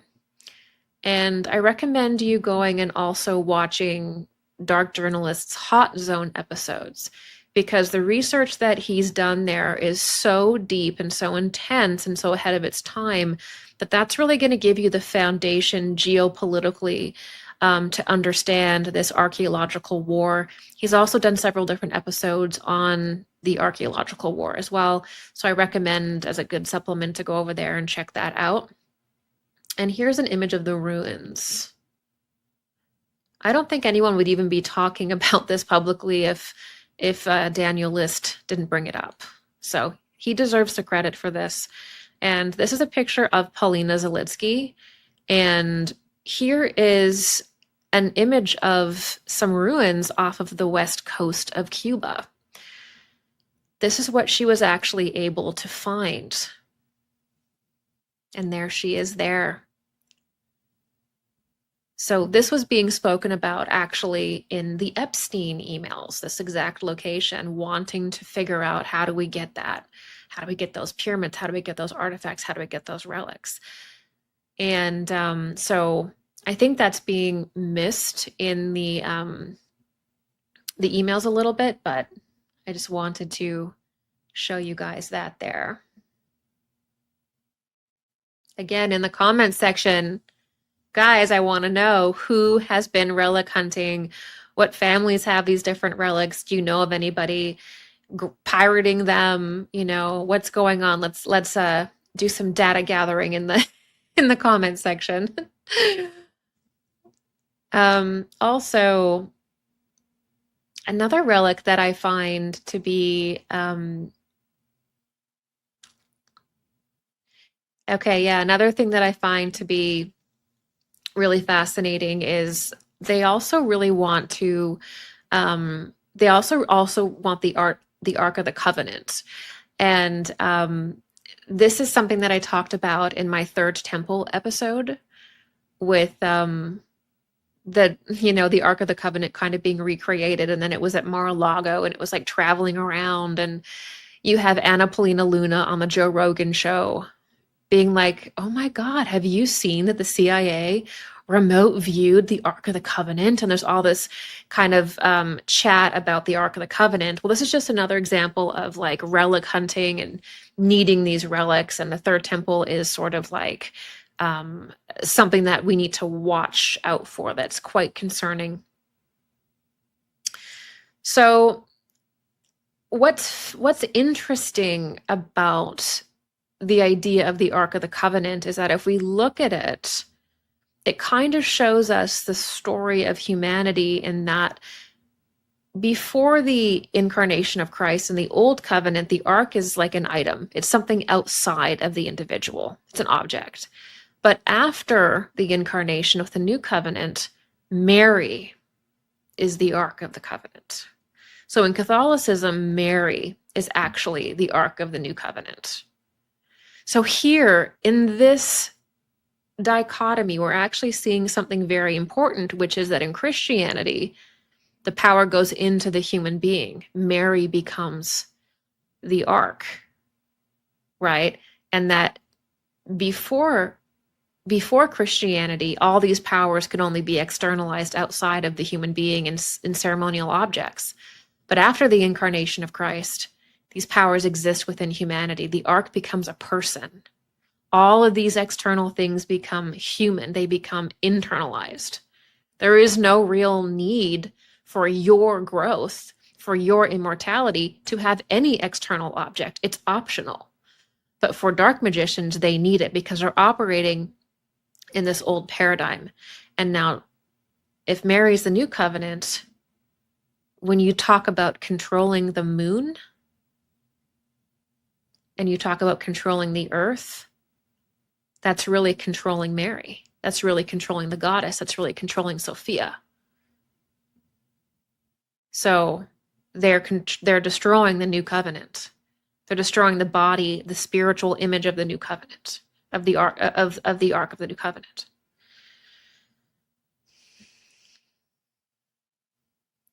So I know we're going a little long today, but there's one more concept that I want to talk with you guys about in regards to relics and sacred sites, because this is really, really important. So in the pre-Christ period, before the incarnation, it was impossible for an unholy person to actually get a hold of a relic or a ceremonial item, or even have access or perceive a ceremonial location. So they wouldn't actually be able to perceive these things because their soul wasn't developed and prepared enough to do so. So there was like a camouflage, or there was a natural protection that humanity had from interacting with these really powerful objects and locations. So there was like this natural protection and sort of selection that would go on. So for example, say you had like a grove of trees, of oak trees, like let's use a druidic example, or a cave that was a ceremonial place for real initiates that had the real power in their soul to be initiated. They're using this tree grove, they're using this cave, they're using this site. They could be standing in that location and doing something, and someone who was not initiated would not see them, would not perceive them, would not see that would not see what was going on. Right? So they wouldn't have access to these items naturally.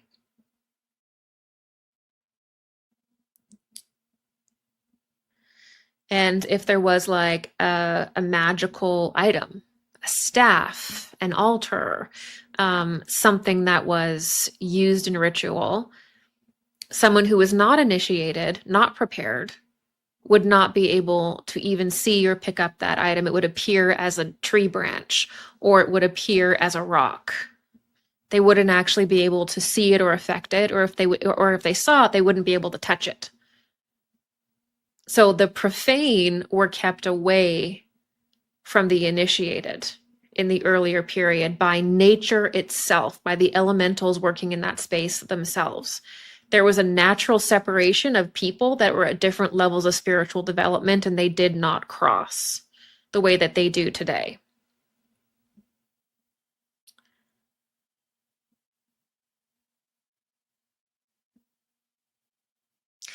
And then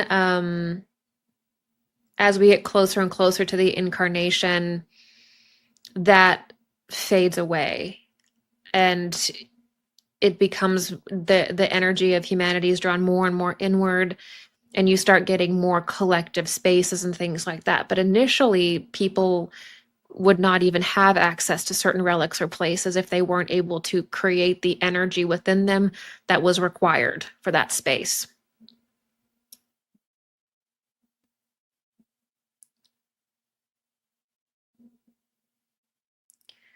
Over time, there were temple complexes created by great initiates, mystery schools created by great initiates to educate the public.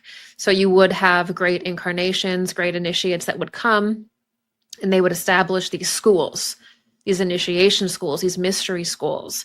And that's the initial reason for our university, or these different, if you think about like the Greek image of like Pythagoras and his schools, and you would have these institutions that were now shared and collected and collective, but there was still this process of initiation that you had to go through to be selected to go to these schools. So now, as time passes, even into the, about the Greek period and even a little bit before, now everyone can see the temple.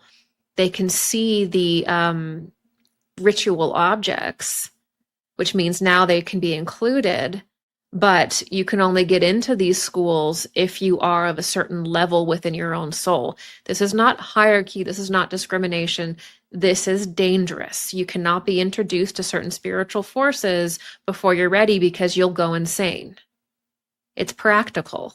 It's not about shaming people or you can't come in. It's not Mean Girls. This is dangerous. You'll be locking yourself into a room as an insane person if you get introduced to certain energies and stuff too soon. So then you get the idea of a mystery school, which is now people can interact with these things. It's visible to everyone, therefore people must be brought in, but only when you're at a certain level. And then you get the degrees, and people get brought into these by different incredible spiritual initiates that teach and all that. And then you get the incarnation of Christ, everything goes inward. You still have the mystery school structure, but now every person must really be the initiative within themselves. And so you have this distinct evolution of what spirituality looked like, from literally people not being able to perceive someone doing a ritual in a grove or any artifacts because they were not at that level, right? To now people can see everything and we're all sort of here. And it's about individual development. That's what the test is now.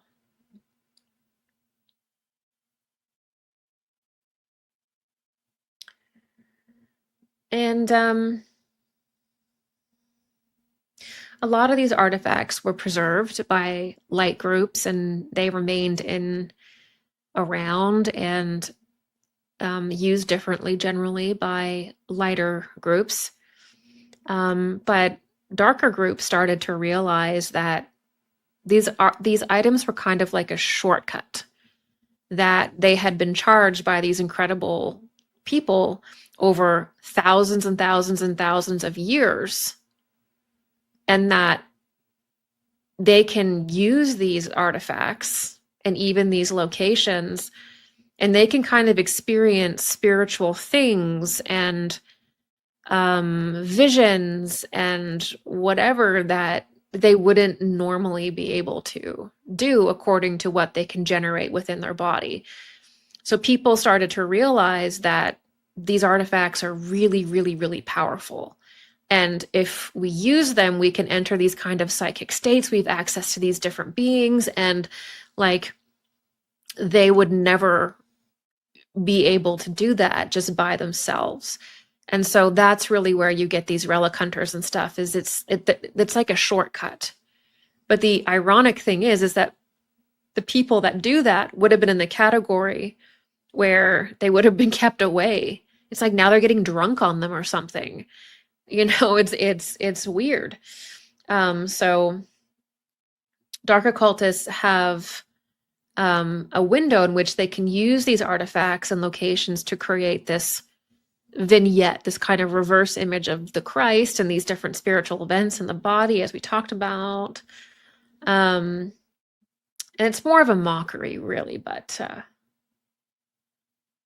so let me read this final paragraph to you, and then I will send you on your way. Okay. Here it is. Okay. In the prior eras of the earth, it would not be possible for a certain person to be around a relic or holy object, or know about a certain ceremonial location. Nature would not organize itself in such a way that an uninitiated person could partake in the spiritual world. The ceremonial sites and objects of a higher spiritual sect of initiates was invisible to people whom were not yet developed. This was to protect people from intense spiritual beings, from interacting with intense spiritual beings that they were not yet ready to experience. If you're not ready to be with a certain kind of angel or at this higher level, you basically just experience the dweller at the threshold, which is all of your shadow in an image, and it's very painful. So the idea is that through initiation, you are built up slowly to pass through these degrees and things. So people, they get these relics and artifacts and they just get completely high on them. They just get drunk on them. They probably do a bunch of like, I don't know, like LSD or something. Like they just try to access spirituality through the most external way. And then their real soul, their real higher self is like, I don't really want to use these things. I want to develop naturally. You know, your higher self is like, I want to be able to connect with God with just breath, with just love, with just being here. I want it to be natural. I don't want you to have to go grab 10 relics from the cupboard or the basement and do drugs or, you know, plug yourself into the neural link or whatever it is. This is all, you know, extremely kind of archaic and externalist stuff that people are using to have really augmented, you know, experiences in the astral plane that really have nothing to do with them actually developing certain capacities. You know, you're not going to learn how to develop by overwhelming yourself and pushing yourself into the astral plane and using these relics to augment your experience. That's just like spiritual tourism, or it's like that's not even a spiritual process. It's just curiosity. It's just entertainment, which is very dangerous for the human soul. You do not want to be breaking into the astral plane, into the spiritual world to degrees that you're not prepared for. That's very hard on your brain, hard on your consciousness, and you don't have the kind of protection that you need, which is why these people get very badly possessed, because they're messing with stuff that they're not prepared for, and then they get increasingly possessed, and they do all this stuff, and it hurts the world, you know?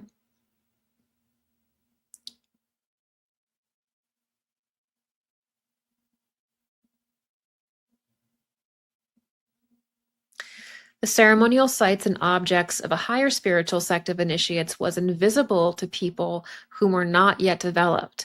This was to protect people from the intense spiritual beings that they would not yet be ready to experience.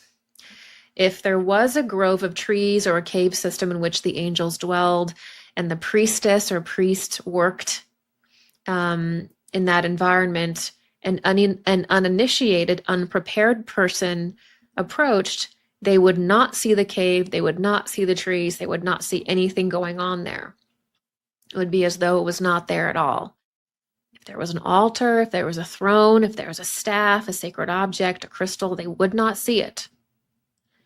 They would see some natural object in its place. This is how the earth operated in the earlier epochs of humanity. This is reflected in the classical stories of people going on pilgrimages to find a master or find a temple or an object and either being rejected or successful. So even like Gurdjieff's story about him finding the Saramung Brotherhood, that is an example of this, is that these things don't appear to you unless you're at their level. That's a very early principle of human magic, which is that all of these stories of people going on these pilgrimages, like, I'm going to go find this, I'm going to go find Francis of Assisi, I'm going to go find this monk living in this rural location. We don't know where he lives, but I'm going to go find him. I'm going to go find the woman in the wilderness. I'm going to go find this individual. I'm going to go find this lost temple.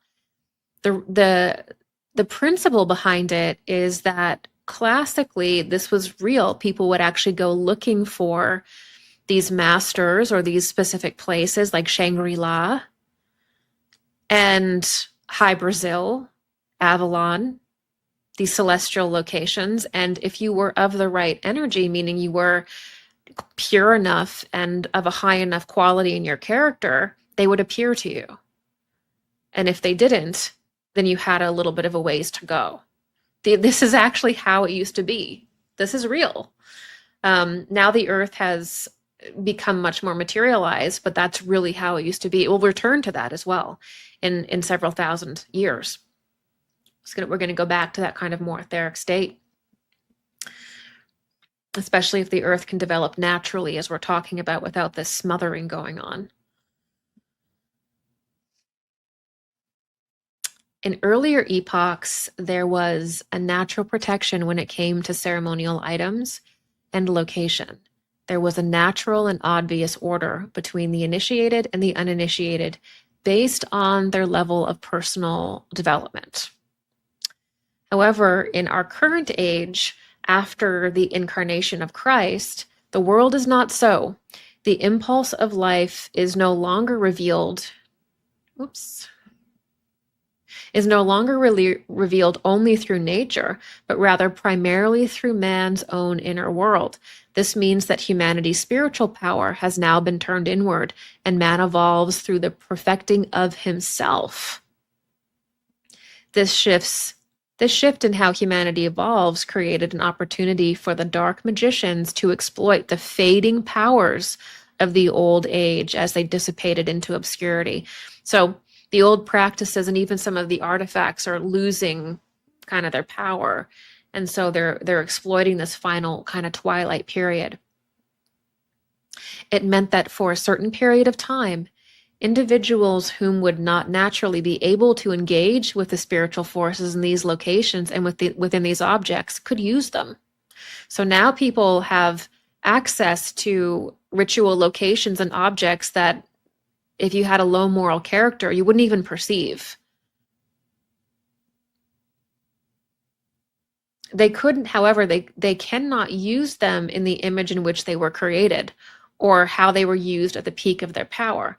But they can only use these relics to generate a kind of raw, unholy force, a raw power.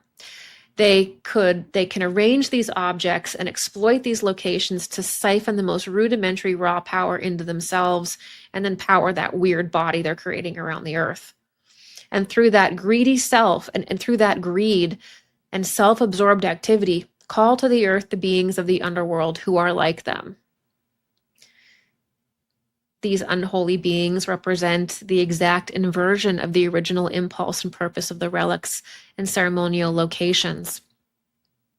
Dark magicians could briefly utilize these locations and relics, to access this kind of ancient raw power, the power of death itself, and to push that into the veins of the earth and attempt to destroy Christ, whom is now in the etheric, threatening and trying to smother Christ in the etheric by this activity. Dark magicians can temporarily animate the old system before it completely dissolves into the spiritual world. They have a window in which they can do such operations and work with intense time constraints and pressures. That's probably their weakness, is that they are working under time constraints and pressures. And they have a lot of limitations in what they can do, which is why they try to keep people so ignorant, is because they're really, really slaves of order, of certain order. Their practices are not mysterious to humanity, but are the practices that made up the most decadent, dark era of paganism and early monotheism. It's not just paganism, it's actually that in-between period just before the Christ, when you had the most sophisticated kind of magic, but also acknowledging the one God. That was where it gets really, that Babylonian Chaldean period is really where it is. That's the kind of magic they're using because it's the most sophisticated. But they're using it in technology. And as not even they understand the original nature of the rituals and symbols they use. So they don't even really they're really more focused in the raw power. Either something works or it doesn't work. It's not a sophisticated, elegant idea of spirituality. For them, it either works or it doesn't work. right? That's how black magicians operate. They think that if it works, it's correct. They don't understand that certain things can work that are bad for you because they're operating in this old perspective where there was a kind of protection. And if it didn't work, that was God automatically protecting you from something bad. And if it did work, it was automatically good. And so dark magicians don't see this more sophisticated idea of spirituality where you actually have to understand attunement and you have to learn very deeply what the foundational energy is of something, because something can work for you but destroy you, actually. This is something that really didn't exist as much in the pagan period. If something worked, it worked. That meant the gods were smiling. But after Christ, things can work and operate, especially in this twilight period, but completely destroy your consciousness. There isn't that protection anymore now that we're individuals, now that we're totally free with the faculty of mind and critical thought. We don't have that kind of protection because we're meant to encounter evil and overcome it. So that means, yeah, you can actually interact with some really dark stuff and it'll work for you for a period of time and just totally destroy you. That's where we are. And the difference of that is attunement. You have to have proper attunement in order to work and do anything spiritually. You have to be attuned to Christ, to God, properly, and all the activity and the lifestyle that comes with that. That's the only way you can safely do anything advanced psychically. You know, like I was saying before, you can be psychic, right? But there's like old atavistic clairvoyance and psychic activity that is completely backwards to how it should be in order to actually evolve you. It's a completely disassociative style of mysticism that is bad for your energy body, actually. Not all psychic ability is the same.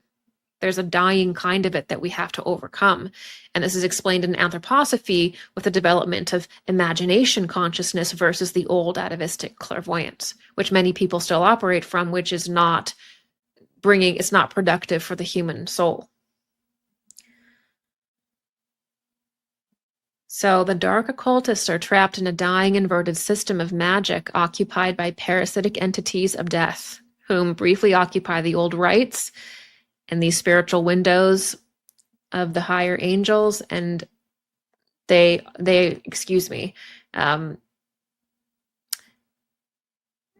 are trapped in a dying inverted system of magic occupied by parasitic entities of death, whom briefly occupy old rites and spiritual windows the higher angels have now removed themselves from.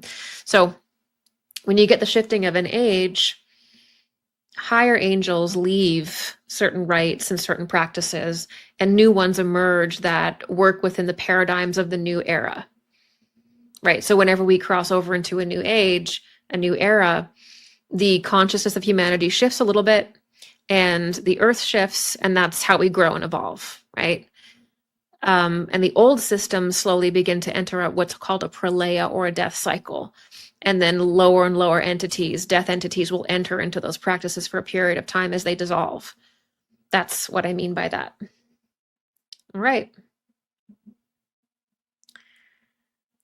So again, just one more thing about that is that dark occultists don't view demonic entities like we're talking about today, or fallen angels, as being bad. They don't see them as destroying the soul, dissolving human consciousness. They don't see that. They see it as an egalitarian system, like we used to see it in the early pagan times before we were individuated.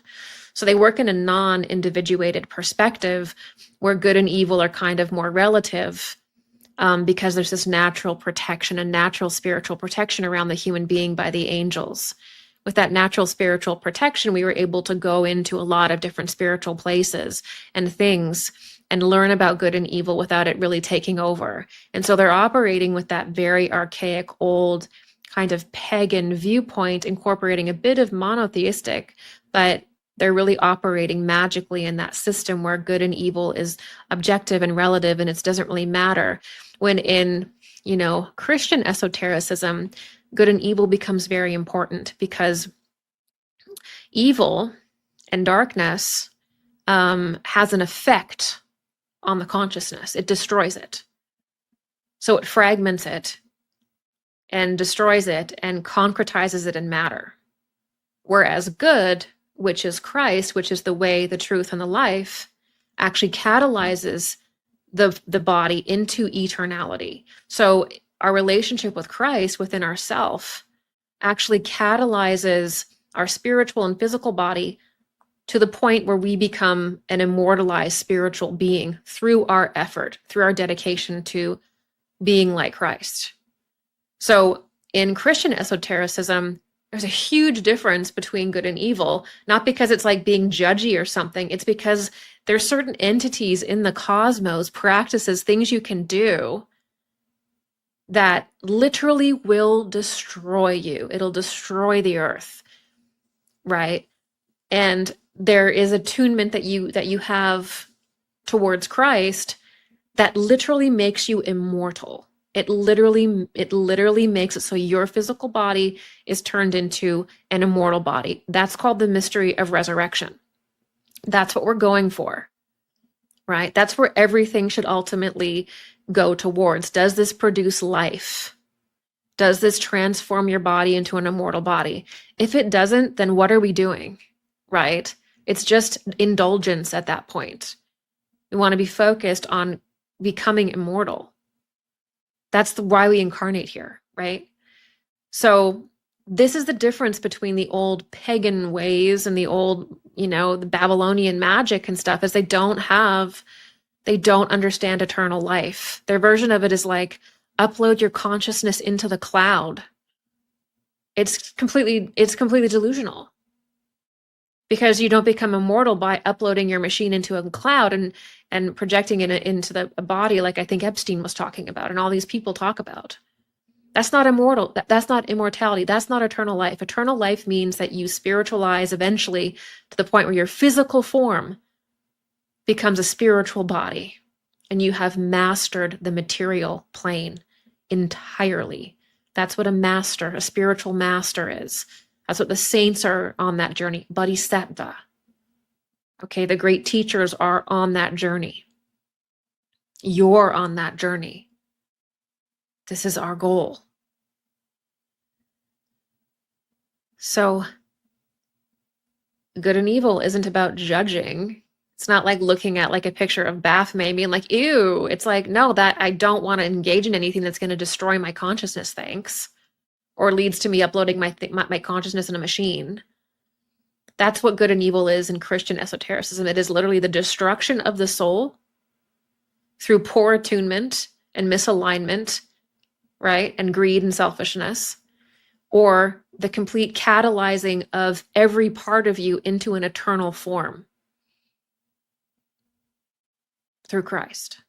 That's the difference, but that's a real difference between good and evil. And that's why the Antichrist and all of this evil we're talking about today eventually just tries to outsource every actual initiation you can have, clairvoyance, eternal life, claircognizance. It's all going to happen through a machine.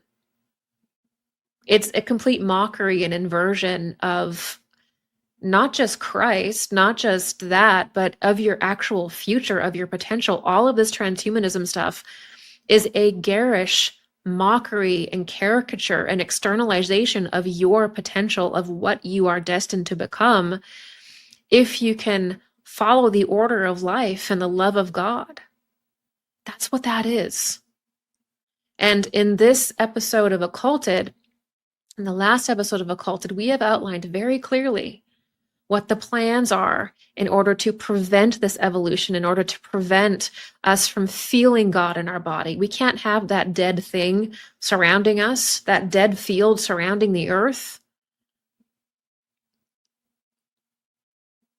We need to have a natural earth and learn to attune to her, learn to attune to nature, to harmonize. That's what we need. We need to be able to have enough nature, that it's crystal clear that we can hear God within us because God is within nature as he is within us. And that is our right. And that is the next generation's right. And we have to serve the next generations well by protecting this for them, for your children, for your children's children. We need to ensure that they have access to the same natural world that we do, that we don't let it be dissolved in a bunch of discordant frequencies and a nuclear plant on the moon and satellites and all of the stuff we're talking about today. We can prevent it. I know it's a dark conversation, but we can prevent this now, right? So you guys, thank you so much for joining me today. I am going to be live tomorrow on my website, taking questions. So if you have any questions from this presentation or any other one, I will be there at 2 p.m. tomorrow. I'd love to have you there. It's such an amazing community of mystics. Our forums are lively. There's the most incredible discussions on intuition development and everything we're talking about now. I'd love to see you there. That also helps me be able to do these free lectures here, as I'm totally supported by my members. I also have a class coming up in the next few weeks called Your Guardian Angel and Spirit Guides. And the notification sign up for that is in the description below. If you're watching this at a later date, the course may already be completed and you can still access that on the replay. It doesn't have to be done live, though I'll be presenting it live in the next few weeks. I'll be covering a lot of the dynamics of attunement and angels and things like that in that class, obviously. Don't forget to like, comment, and subscribe. Share this video with your friends and family, and sign up for my announcements letter so you don't miss a lecture. And comment below as well. I love to read your comments, and I'll do some occulted videos now that address your questions too.